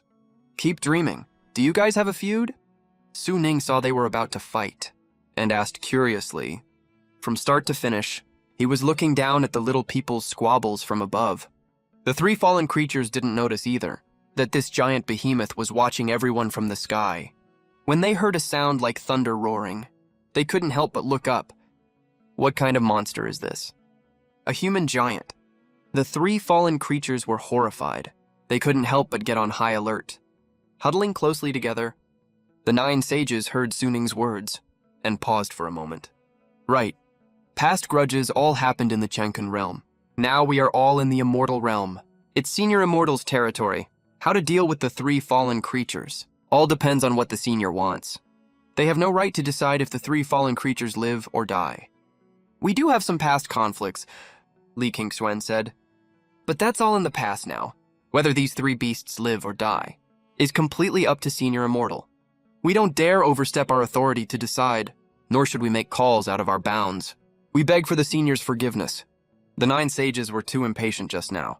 They realized they really shouldn't make decisions for Su Ning. They all apologized and begged for pardon. Actually, Suning didn't care about these trivial details at all. He was just curious. Just like a creator watching a casual show. The three fallen creatures saw the 9 sages when facing the giant in the sky. That groveling look, their slave-like attitude made the fallen creatures' faces fall instantly. At the same time, their disdain was completely undisguised. They looked down on the 9 sages entirely now. Ha ha ha! The Black Keelan laughed arrogantly. I thought even though you are our clan's enemies, we would still show you some respect. After all, your spirit deserves a bit of admiration. Now I realize, you guys are all a bunch of spineless cowards. What sages? What human powerhouses? I didn't expect you'd willingly become slaves of immortal realm creatures. I totally misjudged you all. You're not fit to be mentioned in the same breath as me. The Black Keelan and the others completely looked down on the 9 sages. They put on an expression that they'd rather die fighting than grovel like you guys, looking even more high and mighty, even more full of superiority. As the pride of the human race, you actually willingly become slaves and servants. The Black Dragon mocked. Li Kingswan, Kunlun Fairy, and the others weren't angry at all. It's true they did this willingly. Besides, Suning never asked them to be his slaves or servants anyway. If it wasn't for his extra care, they would have died long ago, let alone he didn't even make such a request, even if he did ask. So what if they agreed to do it? It's not shameful to serve an immortal. Ignorant fools, the Grandja Emperor retorted coldly. If Senior Immortal hadn't wanted to spare your lives, do you think you'd still be able to stand here running your mouths? Kunlun Fairy raised her phoenix eyebrows in contempt, probably because their cultivation level is way beyond what the 3 fallen creatures can comprehend. They can't see through their real power. They don't even feel the overwhelming sense of oppression. The 3 of them just think the 9 sages are still the same as they were back then. Senior Immortal. I really can't stand them anymore. Please order me to beat them to death. The Abyss Demon Lord has fighting instincts in his blood. The Abyss Demon Lord is a demon, but he's different from fallen creatures. Demon cultivators are both righteous and evil. They only follow their own hearts. Fallen creatures are purely brutal life harvesters. There's no need for that. Actually, it's not easy to get 3 animals that successfully ascended. Raising them would be pretty fun. This one looks like a dog. We can keep it as a pet dog. That one looks like a bird. We can keep it as a pet bird. That one can be kept as a pet snake. That's actually quite interesting. In the god and demon paradise, biodiversity is also very important. This is Suning's real inner thought. Actually, he quite likes dragons, phoenixes, killins, and the like. Probably because all Chinese people have a soft spot for divine beasts. Last time when cleaning the vegetable garden, he saw bones of these creatures. He regretted that he couldn't raise one back then. Now he has the chance. He definitely wants to fulfill this wish. Ha ha ha, that's right. What Senior Immortal said is absolutely correct. Keeping them as pets is really fun. But these pets are very disobedient. After hearing Suning's words, the 9 sages were overjoyed immediately. Keeping fallen creatures as pets, back in the Qiankun realm, who would dare have such an idea? Who could ever pull that off? Fallen creatures as pets. As soon as they heard this, the 9 sages' originally depressed hearts were instantly relieved. But the 3 fallen creatures were furious beyond belief. Glowered at Suning. Damn it, how dare you insult our fallen clan like this? I'll make you pay for this. Even if you're an immortal, we will still kill you. You 9 lowly scums from the Qiankun realm. Watch carefully how we slay an immortal. We're not useless trash like you guys. As the top combat forces of the Qiankun realm, you actually have no backbone at all. These 3 little guys are so feisty, huh? Obviously, they want to put on a whole new show. Seeing how arrogant the fallen creatures are, the 9 sages all stood with their arms crossed, ready to watch the show. The 3 fallen creatures flew side by side in the sky, looking down on everyone and everything, as if in the entire universe. They are the center of it all. They were completely defiant, full of overweening pride. They looked down on the 9 sages, and even looked down on immortal realm beings. No wonder, though, this trio of fallen creatures, dragon, phoenix, and Keelan, strike fear into everyone's hearts in the mortal realm. Even if a sage runs into them, they'll get wiped out for sure. They practically have an invincible aura. They have the capital to be this arrogant. After arriving in the immortal realm, they still think they're unbeatable. Even if the opponent is from the immortal realm, they still want to kill them.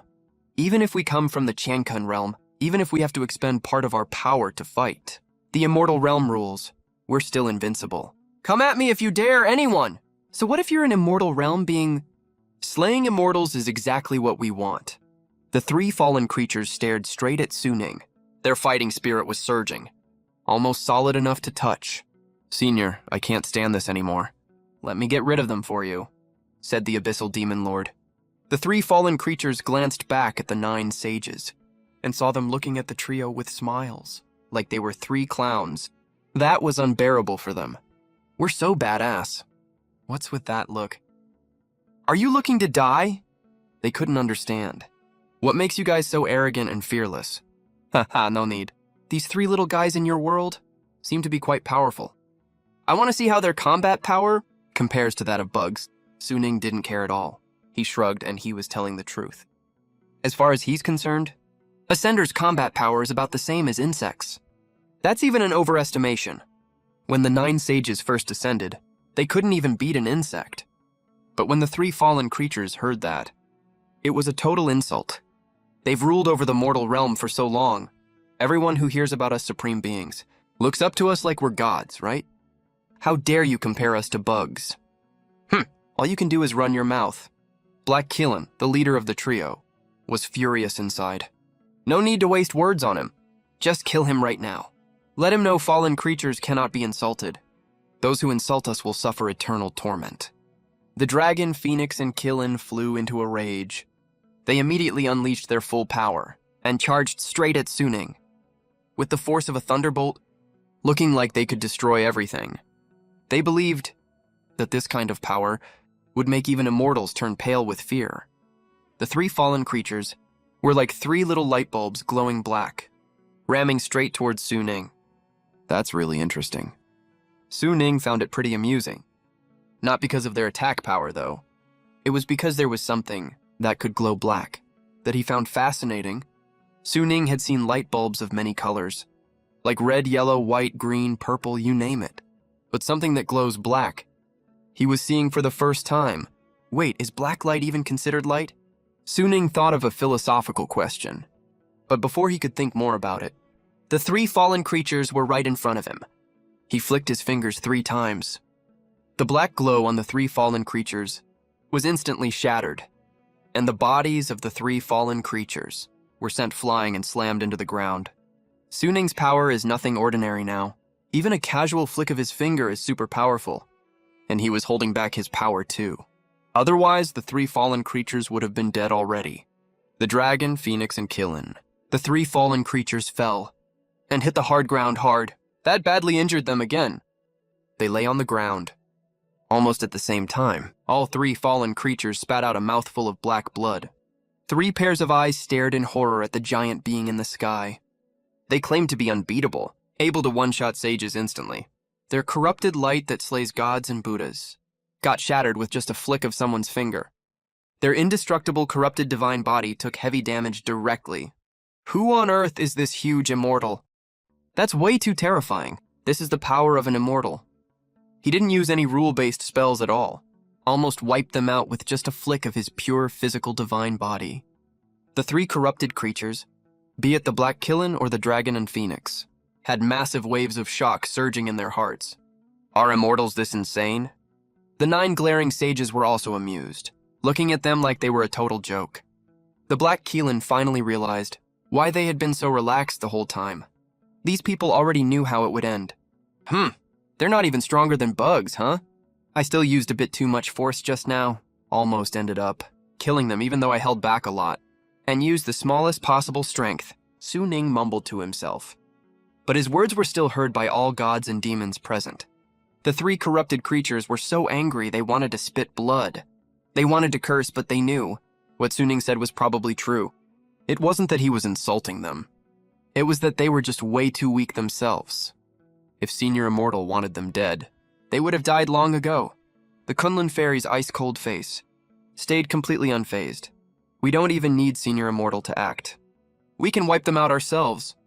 Hearing this, the Black Killen and the other 2 beasts weren't having it. We can't beat that terrifying immortal. There's no way we can't beat you guys. We're the recognized top cultivators in the Chankun realm.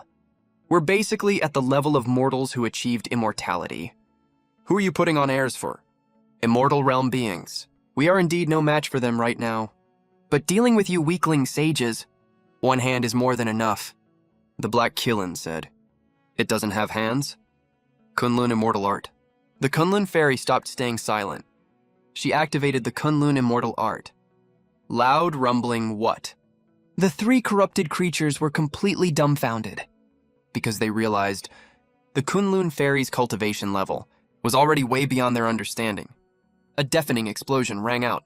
The three corrupted creatures were blown away. They had no ability to fight back at all. They stabilized their bodies again. The three corrupted creatures were already in a terrible mess. They had wounds of varying degrees all over their bodies. The Kunlun fairy actually grew to this extent. The immortal realm really is something extraordinary. The situation is critical right now. We have to find a chance to escape. Even you useless sages can get this powerful. Give us time. We can catch up to you too, and even surpass you. They glanced at the 9 sages, then glanced at Suning. Even that giant immortal him. We can wipe him out too. As long as we get enough time to grow.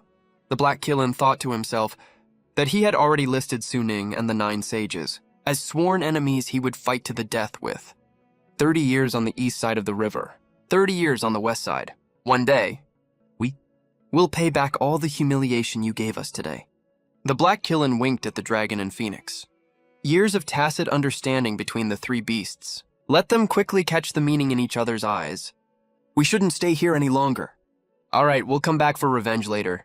After the 3 corrupted creatures finished their harsh words, without looking back, they fled far away at top speed. Suning thought those words sound like I'm the big villain here or something. 30 years east of the river. He even used that classic line. The 9 sages shrugged. Still going on about that east-west river line.